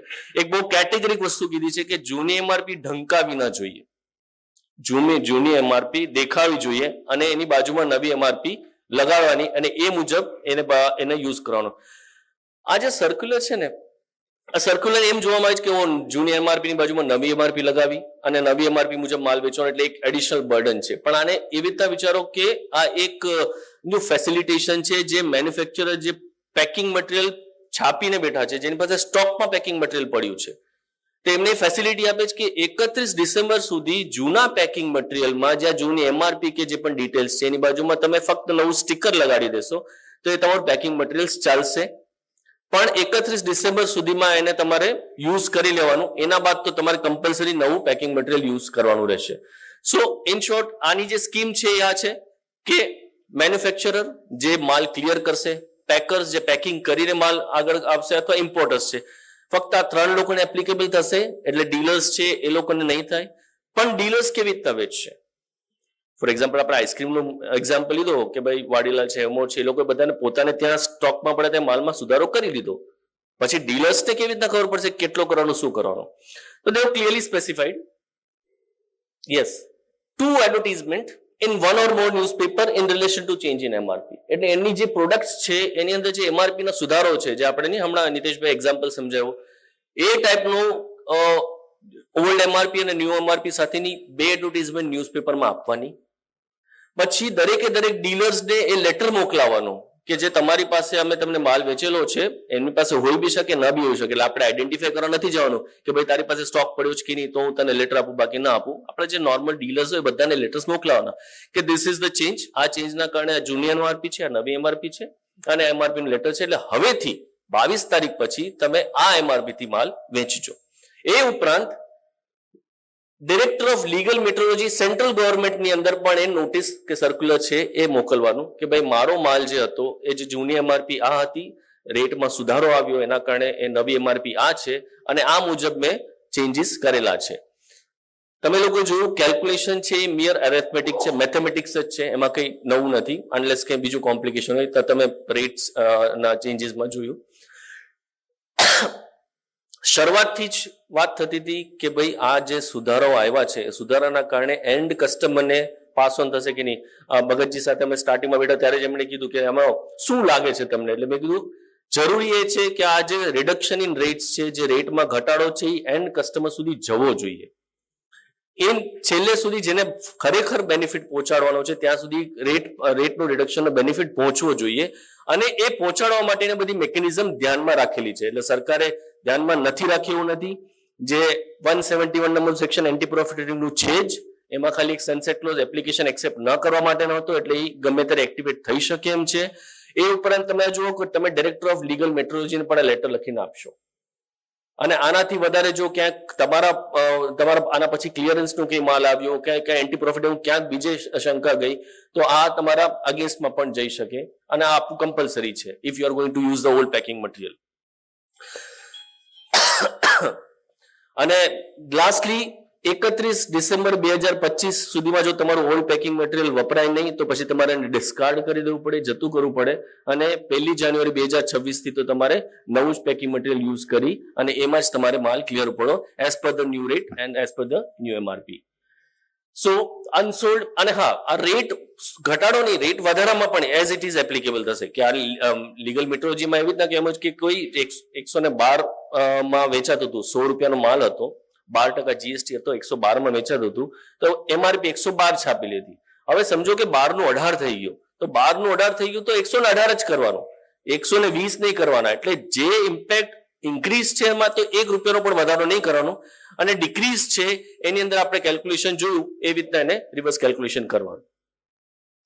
Stock packed after the GST change date, તો એની અંદર રિલેક્સેશન અવેલેબલ નથી. Must print the correct MRP as per the new rate. અને જો જૂનું મટીરિયલ છે તો તમારે 31/12 સુધીમાં એને યુઝ કરી લેવાનું. અને this is the last slide. Again હું repetition at the cost of repetition હું કહું છું કે જે પણ એક્ઝિસ્ટિંગ રેટ છે એનાથી નવા રેટ છે, આ પરમ્યુટેશન કોમ્બિનેશન છે, ભલે ડિફરન્સ તમને 7% લાગતો હોય પણ ઇફેક્ટિવ રેટ ઓફ ચેન્જ 6.25 થશે, ઇન્ક્રીઝ થાય તો ઇફેક્ટિવ 5.6 થશે, અને so on and so forth એવી રીતના. અને આ એક એઝમ્પશન બેઝિસ છે, મોસ્ટલી આ કેલ્ક્યુલેશન એરિથમેટિક બેઝિસ પર જ રહેવાનું છે. This is how it is going to be done. Correct? તો I think that's all from my side. મારો ક્વેશ્ચન છે રશ્મિનભાઈ માટે. છેલ્લે તમે પેકેજિંગની વાત કરી, અત્યારે I am already in the packaging industry. નમકીનની અંદર 100 રૂપિયાનું પેકેટ હતું, નવા ટેક્સ પ્રમાણે જે કંઈ ચેન્જીસ આવ્યા તો 100 રૂપિયા જ રાખ્યા, પણ આઈટમમાં વજનમાં વધારે કરી દીધો, 100 ગ્રામને બદલે 110 ગ્રામ આપે. Is it valid? Yes, that is a very, very important question and a very, very interesting question. See, કસ્ટમરને જ્યારે 100 ગ્રામ જોઈએ છે તો આપણે કસ્ટમરને 100 ગ્રામ જ આપવાનું હોય. તમે જે બેનિફિટ આપો છો it's out of your own scheme. પણ આ સ્કીમ મુજબ જે રેટ ઓફ રિડક્શન થયું છે એના માટે તો તમારે પ્રાઇસમાં જ રિડક્શન કરવી પડશે. અને ઓનેસ્ટલી અત્યારે અમે આવતા હતા ને ત્યારે જ મેં સોશિયલ મીડિયા પર વાંચ્યું એક કોઈ ન્યૂઝપેપરના ટ્વીટમાં હતું કે રજૂઆત કરેલી છે આવી કે અમને આ કરવા દો કે હું પ્રાઇસમાં રિડક્શન ન કરું અને મને ક્વોન્ટિટી વધારવા દો, આવી રજૂઆત કરેલી છે. એટલે ઓબ્વિયસલી ફાઇનલ સ્કીમ આવશે ત્યારે મે બી આ રજૂઆત કન્સિડર થશે અથવા નહીં થાય, પણ આજની તારીખે તો એવું નથી જ કરવાનું. 100 રૂપિયા એમઆરપી હોય, 12% એની અંદર હોય એટલે 88 વત્તા 12 થાય, એટલે એને 88 અને 12%નો રેટ જો 5% થયો હોય તો 88 વત્તા 5 જ કરવાનો, 95 વત્તા 5 કરી અને 20 ગ્રામ વધારે નહીં આપવાનું. એક મિનિટ સાહેબ, હું કંઈક આમાં ઉમેરવાઈશ. આ સેમ ઇસ્યુ પહેલા પણ થયો હતો અને Anil Kumar Bajoria versus Hindustan Lever anti profiteering authority એવું કીધું હતું કે આ ના ચાલે ગ્રામેજ, એટલે એ આપણી અગેન્સ્ટમાં હતું. પરંતુ આ મેટર હમણાં દિલ્હી હાઈકોર્ટમાં સેટલ થઈ ગઈ છે. દિલ્હી હાઈકોર્ટે કીધું કે એ ચાલશે. હા, Anil Kumar Bajoria versus Hindustan Unilever limited, Delhi high court. GST ને લગતું જ છે, પણ કોર્ટ જવું પડશે. એક બે ઇસ્યુ હતા જે લોકો ટેક્સમાંથી એક્ઝેમ્પ્ટેડમાં આવ્યા છે, તો એ માટે રો મટીરિયલ અને કેપિટલ ગુડ્સ એની 22મી તારીખે શું ઇફેક્ટ થશે? સાહેબ, તમારું ફાઇનલ પ્રોડક્ટ ફોર એક્ઝામ્પલ 0 માં આવી ગયું, ફાઇનલ પ્રોડક્ટ 0, તો તમારું ઇનપુટ પર એની કોઈ ડાયરેક્ટ અસર નથી થવાની.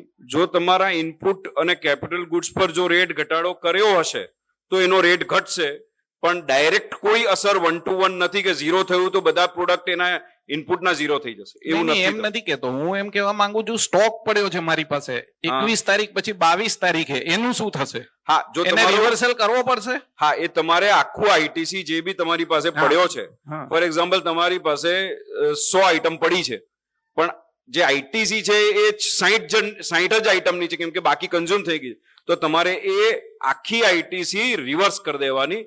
100 ની ગણીને નથી કરવાની, પણ જે પડી છે એ તમારે રિવર્સ કરી સ્ટોક ઇનપુટ જેની પર ક્રેડિટ લીધી છે એના સ્ટોકની જ વાત છે, એ જે બધી રિવર્સ કરવી પડશે. અને કેપિટલ ગુડ્સમાં કેવી રીતે કેલ્ક્યુલેશન કરવાનું? કેપિટલ ગુડ્સમાં કેલ્ક્યુલેશનની શું કોઈ ફોર્મ્યુલા છે કે પૂરેપૂરી કરવાની? નહીં, કેપિટલ ગુડ્સમાં બી જો 0 થયું હોય ને તો બી એમાં રૂલ 43 માં પર મંથ તમારે રિવર્સલ કરવાનું છે. 1 એપ્રિલ 2024 થી એવું છે કે કેલ્ક્યુલેશન 60 મંથ નું અવેલેબલ ગણાશે અને પછી બાકીના 20 મંથ્સ નું તમારે એ રીતે કેલ્ક્યુલેશન બરાબર છે ને? આખું કેલ્ક્યુલેશન થશે. ઓકે. અને બીજું જે એન્ટી પ્રોફિટિંગ વસ્તુ એકદમ નક્કી કે જ્યાં રેટ ઓફ ટેક્સ 0 થયો છે ત્યાં ઇનપુટ ટેક્સ ક્રેડિટ બિલકુલ નહીં મળે. એટલે જે કોઈ ઇનપુટ ટેક્સ ક્રેડિટ હશે will be a cost to the dealer. એ બરાબર. એન્ટી પ્રોફિટિંગમાં જે આપણી વાત ચાલે છે એમાં બેઝિક પ્રાઇસ એની એ રાખે કે એક્સ પ્રાઇસ પ્લસ 18 અને નવા ફોર્મ્યુલા પ્રમાણે એક્સ પ્લસ 5%, તો એમાં કઈ ઇસ્યુ નથી ને? ટેક્સેબલ એમાઉન્ટ તો સેમ રહે, એમાં કોઈ ઇસ્યુ નથી ને?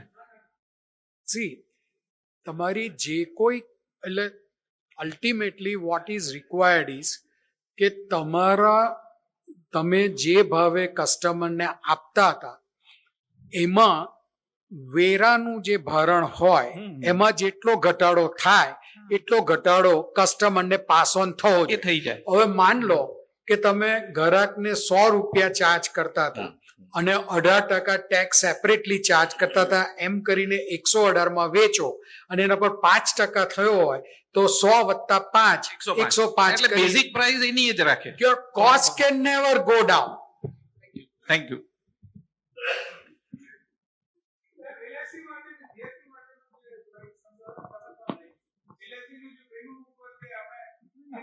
See, what he was explaining બહુ સિમ્પલ છે. જે આપણા આ ભાઈના પ્રશ્નમાં જવાબ આપ્યો એ જ જવાબ એને પણ લાગુ પડે. ઇન્સ્યોરન્સ કંપની છે એને પણ અમુક ઇનપુટ સર્વિસીસ હોય છે કે જેના ઉપર એ ટેક્સ ચૂકવતી હોય છે, જેમ કે advertisement. Let us tech an example કે ઇન્સ્યોરન્સ કંપની એડવર્ટીઝમેન્ટ કરે તો એના ઉપર એને જીએસટી સર્વિસ પ્રોવાઈડરને ચૂકવવો પડે છે, વિચ ઇઝ ઇટ્સ કોસ્ટ. એક સિમ્પલ એક્ઝામ્પલ લઈએ આપણે, તમારી સમજણ ક્લિયર થાય એના માટે કે માની લો કે હું 5 રૂપિયા જીએસટી મારી એડવર્ટિઝમેન્ટના ખર્ચ માટે ચૂકવું છું. હું આજે ઇન્સ્યોરન્સ આપું છું તો હું એક 100 રૂપિયા ગણું છું અને 18% એના ઉપર ટેક્સ ગણું છું અને એ રીતના 118 રૂપિયા હું પ્રીમિયમ તરીકે કસ્ટમર જોડથી વસૂલું છું. એઝ અ ઇન્સ્યોરન્સ કંપની હું જ્યારે કસ્ટમર જોડેથી 18% ઉઘરાવું છું તો એમાં મારી 5%ની હું ક્રેડિટ એડજસ્ટ કરીશ અને 13% જ હું સરકારમાં જમા કરાવીશ. એટલે મારી જે ઇનપુટ પરની ક્રેડિટ છે એનું એડજસ્ટમેન્ટ હું મારા આઉટપુટ પરથી કસ્ટમર જોડથી જે ઉઘરાઈશ અમે સામે સરભર કરીશ અને એટલે મારી કે મેં કિંમત મારો નફો અને બધું ગણીને 100 રૂપિયા નક્કી કર્યો. હવે 18 ના 0 થઈ જાય એટલે મને પેલી 5%ની ઇનપુટ ટેક્સ ક્રેડિટ મળતી નથી. તો હું ગ્રાહક જોડેથી કરીશું 100 + 5 કરીને 105 ઉઘરાવીશ.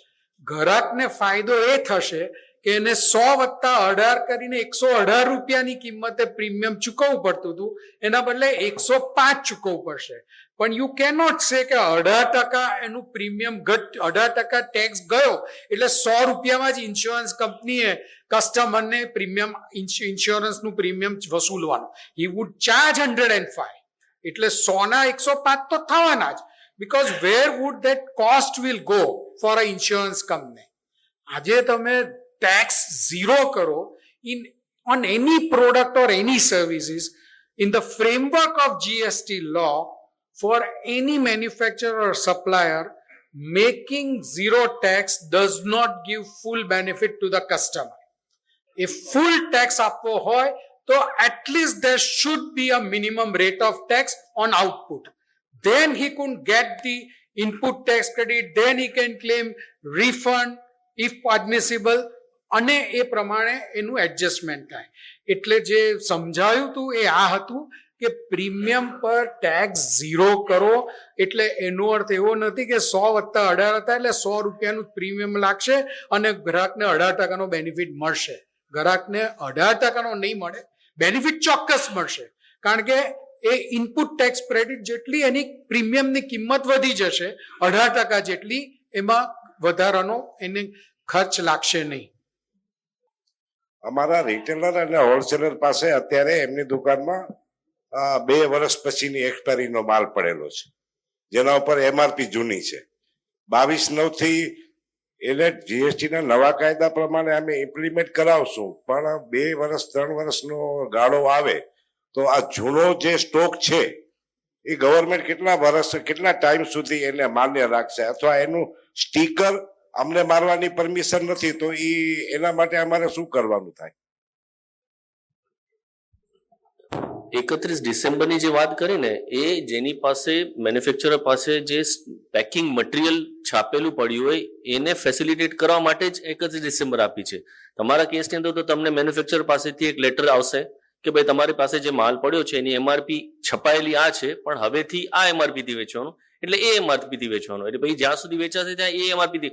એના માટે કોઈ એક્સપાયરી પીરિયડ નથી રાખ્યો કે જૂની એમઆરપી વાળો માલ રિટેલર પાસે પડ્યો હોય તો એને ક્યાં સુધીમાં ક્લિયર કરો એના માટેની કોઈ ટાઈમ લિમિટ નથી. એટલે જે તમે કહો છો કે એમઆરપી કંપની મોકલશે, કંપની હોલસેલર ને મોકલશે. હવે રિટેલર અમારા ગુજરાતની વાત કરું તો 35,000 ઉપર છે. એડવર્ટાઇઝમેન્ટ આવશે ને, બે ન્યૂઝપેપરમાં છાપવાનું છે એમને એડવર્ટાઇઝમેન્ટ. અચ્છા, એટલે કંપનીમાંથી એનું પ્રાઇસ સ્ટ્રક્ચર આવે એ બધા રિટેલર ને પ્રોવાઈડ કરવાનું હોય. યસ, અને એના પ્રમાણે એમઆરપી બનાવવાની આવે. અચ્છા, એને જ લગતો મારો બીજો પ્રશ્ન છે કે જ્યારે અમે આ માલ 6 મહિના કે 12 મહિના પછી કદાચ એક્સપાયર થાય અથવા નોન મૂવિંગ થાય તો અમારે પરત મોકલવાનું આવે, તો ત્યારે જે આઈટીસી છે એને ગવર્મેન્ટ જૂના ટેક્સ કંપની જૂના ટેક્સ સ્ટ્રક્ચર પ્રમાણે બાદ આપશે કે નવા ટેક્સ પ્રમાણે? તમે જ્યારે પાછો મોકલશો after 6 months you are sending it by saying as if you are selling those goods to the company. તો તમે જ્યારે માલ વેચો ત્યારે જે કિંમતનો જે વેરો હોય એ ટકાના વેરાના દરે જ વેરો લાગે.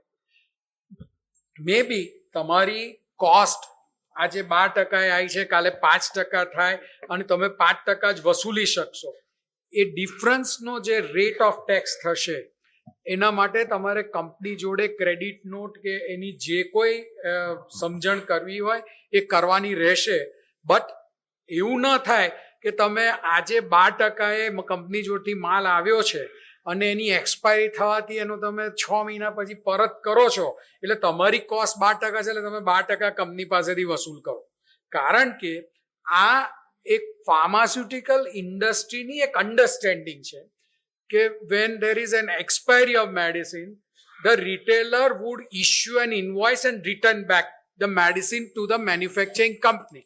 પણ આ અન્ડરસ્ટેન્ડિંગને લીગલ સેન્સમાં it is treated as if retailers are selling those medicines to the manufacturer. એટલે તમે ગ્રાહકને વેચો કે ઉત્પાદકને વેચો, વેટ તો જે તે વખતે જે એપ્લિકેબલ હોય એ જ લાગે, એની જ ક્રેડિટ નોટ મળે. અચ્છા, પછી અમારી કોમોડિટી એવી છે કે જેનામાં અમે બધા સેક્ટરમાં આવીએ છીએ. 0% છીએ, 5% છીએ, 18% પણ છીએ. તો જે પ્રોડક્ટો 28 માંથી કે 18 માંથી 12 માંથી કે 5 માંથી 0 કેટેગરીમાં ગઈ છે, તો એની આઈટીસી કેવી રીતે મળશે? એની એટીસી મળશે. જો જેમાં તમારે આવી 3 જાતની કેટેગરીઝ હોય, જો તમે આઈડેન્ટિફાય કરો કે ભાઈ આ પ્રોડક્ટ આ મેં ખરીદી હતી ને હવે આ 0 થઈ અને એનું બિલકુલ આઈડેન્ટિફિકેશન પોસિબલ હોય, તો જેટલી તમારી એ 0% વેચાતી હોય એને લગતી ઇનપુટ ટેક્સ ક્રેડિટ તમારે રિવર્સ કરવી પડે. જો તમારું બધું ક્યુમ્યુલેટિવ હોય ને તમને એવું આઈડેન્ટિફિકેશન પોસિબલ ન હોય, જેમ નિતેશભાઈએ કીધું એ પ્રમાણે there is rule 42 which provides કે તમે આઈડેન્ટિફાય કંઈ ના કરો, બધું કોમન હોય, તો એવા સંજોગોમાં there is a formula prescribed on a turnover basis. એના આધારે તમારે તમારા જે બી કન્સલ્ટન્ટ્સ હશે they would be able to do that calculation. પણ જ્યાં તમારી મેડિસિન્સ આઈડેન્ટિફાય થાય છે, એડવાઇઝેબલી તમારે આઈડેન્ટિફાય કરી લેવું જોઈએ કે ભાઈ આટલી મેડિસિન્સ હું 0% ગઈ છે, એની જે કોસ્ટ છે, એની જે બી આઈટીસી છે, I have to reverse it. અને મેઇન પ્રશ્ન અમારો છે કે જે લોકો 40 લાખથી નીચે ટર્નઓવર વાળા છે અને જે કમ્પોઝિશન ટેક્સમાં જાય છે, જે રિટેલર અને અમુક હોલસેલર, તો એના ઉપર આની શું ઇમ્પેક્ટ પડશે? Composition વાળાને they have not to pay tax on not to claim input tax credit, એટલે એમના ઇનપુટ ટેક્સ ક્રેડિટને તો કોઈ પ્રશ્ન નથી. એમનું જે ટર્નઓવર છે એના ઉપર જે રેટેજ લાગતો હોય એ પ્રમાણે એને એનો ટેક્સને ડિસ્ચાર્જ કરવું પડશે, because composition dealers are not claiming input tax or they are not entitled to claim input tax credit. તો એમની જવાબદારી તો જે છે એમની એમ ચાલુ રહેશે.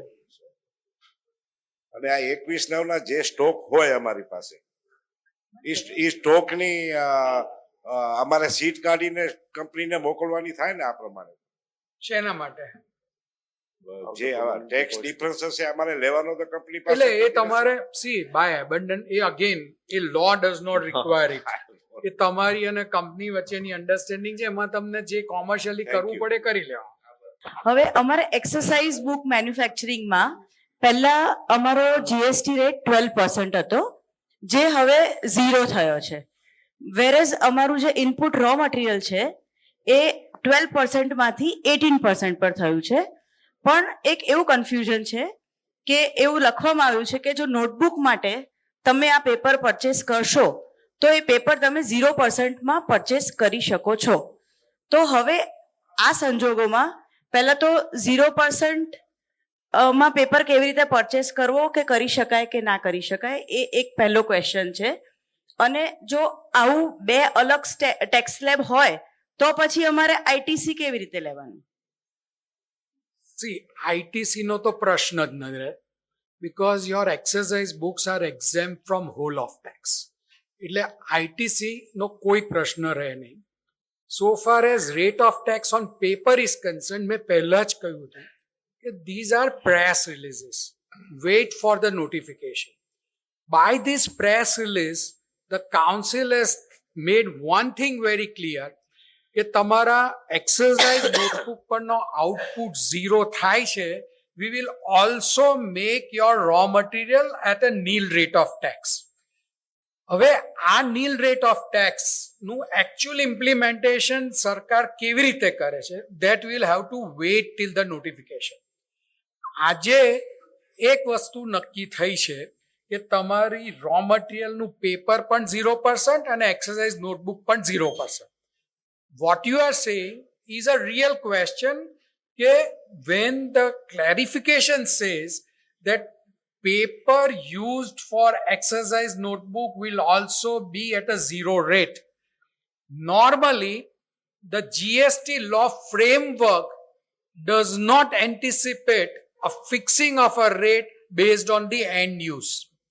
અને છતાં આ પ્રકારની કાઉન્સિલે જાહેરાત કરી છે, એટલે એનું લીગલ ઇમ્પ્લિકેશન્સ કે ઇમ્પ્લિમેન્ટેશન કેવી રીતે કરવું, you will have to wait. આજે don't jump to a conclusion કે મારા input is at 18% and my output is 0% and this will be my cost, because I understand that this is what is widely going on amongst the manufacturers of exercise book. But legally this is not correct. Legally, council has made it clear both would be nil. હવે પ્રશ્ન ખાલી એટલો જ છે કે when they have declared that it will be nil on the paper used for exercise book, how that decision will be implemented. So wait for the notification. Don't get panic. આવું કંઈ થવાની શક્યતાઓ નથી. નોર્મલી તમે જોશો કે આ જે ક્લેરિફિકેશન છે એમાં બાય એન્ડ લાર્જ જ્યાં 0 થયા છે ત્યાં સરકારે રો મટીરિયલને 0 કરવાની કોઈ જાહેરાત કરી નથી.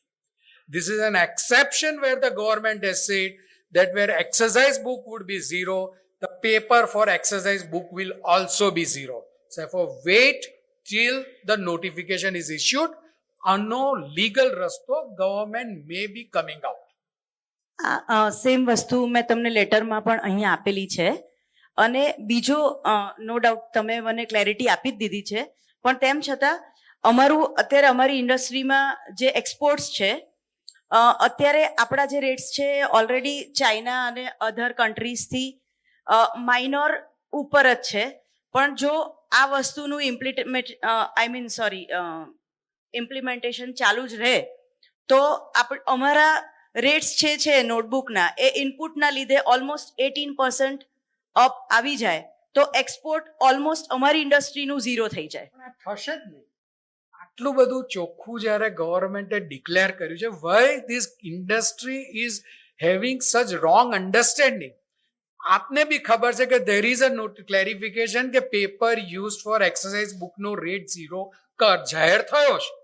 If this is so declared, why this industry is having an understanding that there will be 18% cost on my raw material with a nil rate of tax on my supply? Government આ વાત બહુ ચોખ્ખી કરી છે. પ્રશ્ન છે કે આ નીલ કેવી રીતે કરશે. Now for that we'll have to wait till the notification comes. એટલે અમારા માટે એવું છે, ઉતાવળમાં એટલે છીએ બધા કે આફ્રિકામાં છે ને જાન્યુઆરીમાં સ્કૂલ રીઓપન થતી હોય છે.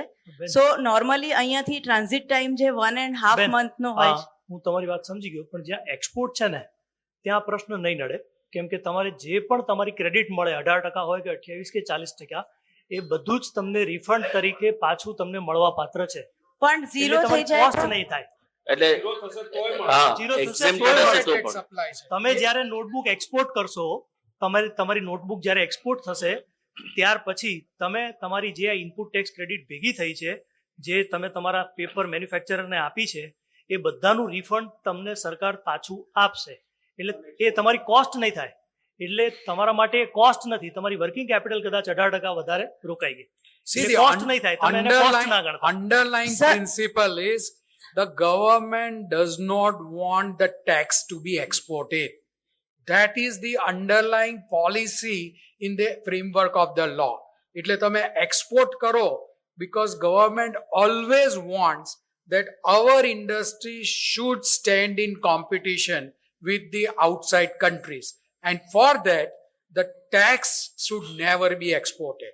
એટલે જેમ પુનિતભાઈએ કહ્યું એમ જ્યાં તમારું એક્સપોર્ટ હશે અને માની લો કે તમે જે સમજો છો એવું કંઈક છે, તો પણ એક્સપોર્ટ્સ માટે તમારે ચિંતા કરવાની જરૂર નથી. નહીં સાહેબ, એટલે અત્યારે એફ્રિકા એવું છે- મોકલી શકો, આરામથી મોકલી દેજો, કોઈ ચિંતા નહીં. નહીં અત્યારે એવું છે કે જ્યારે ટેક્સેબલ અમે નોટબુક મોકલીએ છીએ ને તો ઇનપુટનું અમે એક્સપોર્ટ ક્લેમ કરીએ છીએ રિફંડ, પણ હવે અમારી પ્રોડક્ટ જ જ્યારે 0% માં આવી જશે ઝીરો તો રેટેડમાં રેટ જોવાનો જ નથી. તો એની ઇનપુટનો રિફંડ કેવી રીતે લેવાય એમ? હા બેન, આશા, તમારી પ્રોડક્ટ એ ઝીરો ઇન્ડિયામાં 0 રેટેડ હોય ને, અથવા તો ઇન્ડિયામાં પણ એક્ઝેમ્પ્ટ હોય ને, તો પણ જો એ વસ્તુ એક્સપોર્ટ કરો તો એની ઇનપુટ ટેક્સ ક્રેડિટ જે જમા થઈ છે એનું રિફંડ મળે. એક્સાઇઝમાં આ વસ્તુ ડાઉટ હતો, ઓકે, જીએસટી માં કોઈ ડાઉટ નથી. પહેલે દિવસથી લોમાં ક્લેરિટી છે કે જો લોકલ પ્રોડક્ટ તમારી એક્ઝેમ્પ્ટ છે છતાં પણ એને એક્સપોર્ટ કરશો તો એના ઉપર જે ઇનપુટ ટેક્સ ક્રેડિટ ભેગી થઈ છે એનું રિફંડ મળશે. ₹1 ડાઉટ નથી. બસ ઓટોમેટિક નહીં મળે, તમારે રિફંડ એપ્લિકેશન ફાઇલ કરવી પડશે. મારો ક્વેશ્ચન આ 13(8)B ના રિલેટેડ હતો કે જે આ ઇન્ટરમીડિયરીમાં જે પ્લેસ ઓફ સપ્લાય જે ચેન્જ થયું, જે 13(2) થઈ ગયું, તેમાં મારી ક્વેરી હતી કે ટ્રાવેલ એજન્ટમાં જનરલી ફોરેન ક્લાયન્ટ્સ છે જે ઇન્ડિયન હોટેલ્સ ને બધું બુક કરે છે, તો અત્યારે બધા travel agent across industry pure agent તરીકે વર્ક કરે છે. તો જ્યારે ઇન્ડિયન હોટેલ્સ બુક કરે અને ફોરેન ક્લાયન્ટ્સ છે જે મને ફોરેન રેમિટન્સ આપે છે, તો હું પ્લેસ ઓફ સપ્લાયની અને એક્સપોર્ટની બધી કન્ડિશન ફૂલફિલ કરું છું, તો એ કેસમાં મને 13(8)B લાગશે કે પછી મારે ઇન્ડિયન હોટલ્સ છે તો ઓલો ઇમોબાઈલ પ્રોપર્ટી વાળો ક્લોઝ લાગશે? બીકોઝ હોટલ તો જીએસટી લગાવવાનો જ છે, C અને S, બટ શું એઝ અ ટ્રાવેલ એજન્ટ મને એક્સપોર્ટનો બેનિફિટ લઈ શકું કે ક્યાંય ફ્યુચરમાં લિટિગેશનમાં મને પ્રોબ્લેમ આવે? 13(8) છે ને, 13(8) ની અંદર ફક્ત ઇન્ટરમીડિયેટ છે ને એ જ ડિલીટ કરવાનું છે, બાકીનું બધું છે જ. 13(8)B, yes. If you are following into intermediate, તમે એજન્ટ તરીકે જ કામ કરો, જે ઇન્ટરમીડિયેટ સર્વિસીસ જે આપણે ડેફિનેશન જોઈ, તો તમને બેનિફિટ મળશે. પણ બાકી એ સિવાય 13(8) ના બીજા કોઈ ઓલામાં ફોલ થતા હશો તો તમને બેનિફિટ નહીં મળે. ના, હું એમ નથી સો કહેતો. If you are working as an agent તો તમને બેનિફિટ મળશે, બટ જો પ્રિન્સિપલ ટુ પ્રિન્સિપલ હશે તો બેનિફિટ નહીં મળે. ના, હું વર્કિંગ એઝ એન એજન્ટ જ વર્ક કરું છું, બટ એ હું કરું છું ઇન્ડિયન હોટેલ્સ નું બુકિંગ કરું છું ફોરેન ક્લાયન્ટ્સ માટે. એટલે મારો કસ્ટમર ફોરેન ક્લાયન્ટ છે, રિસિપિયન્ટ ફોરેન કસ્ટમર છે. આના માટે તો પેલું 5% છે ને ટેક્સ લગાવવાનો, આના માટે પેકેજમાં સ્પેસિફિક છે. હા, ટૂર પેકેજમાં છે. પણ હું I am only dealing in hotels, or else એરલાઇનમાં બી એવું જ છે. પણ આ તમારું જે ટ્રાન્ઝેક્શન છે ને એની અંદર તમે પ્યોર એજન્ટ સર્વિસીસ ન દઈ શકે, તમારો તો પ્રિન્સિપલ ટુ પ્રિન્સિપલ જ થશે. એટલે એ તો પ્લેસ ઓફ સપ્લાય તો ઇન્ડિયા જ થશે એની અંદર. હા, હું એઝ અ પ્યોર એજન્ટ હું ફૂલફિલ કરું ને સર, બીકોઝ 34 જ થશે. સર 32 નહીં તો 34 હોટલ તો થશે. કસ્ટમરના નામમાં જ બુકિંગ લે છે. સાંભળો, આ મારું એજન્ટ થોડુંક કોમ્પ્લિકેટેડ છે. હા. ઓપન ફોરમમાં તમારા ફેક્સ જોયા વગર ના કહી શકાય. અચ્છા, okay. એટલે તમારે અલગથી જેને મળવું હોય તમારા કન્સલ્ટન્ટને એકવાર કહેજો કે 13 પહેલા તમે 13(8)B માં પડતા હતા. હા, આજે બી હું 13(8)B માં જ પડું છું. હા, તો પહેલા પછી- GST ભરતો તો, હવે હા. હું ભરવાનો જો 13(8)B માં પડતા હશો તો તમને ફાયદો મળશે. Yes. આ ટૂંકો જવાબ, પણ ડિટેલમાં તમારા કન્સલ્ટન્ટ થ્રુ એને કન્સલ્ટ કરજો, પછી જ નિર્ણય લેજો.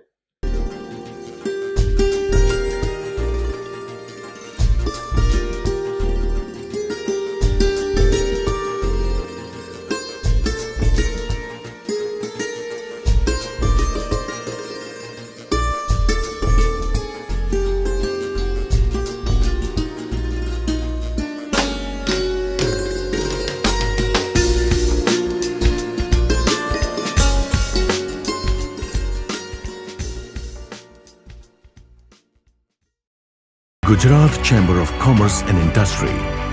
Grow business. Transform Gujarat.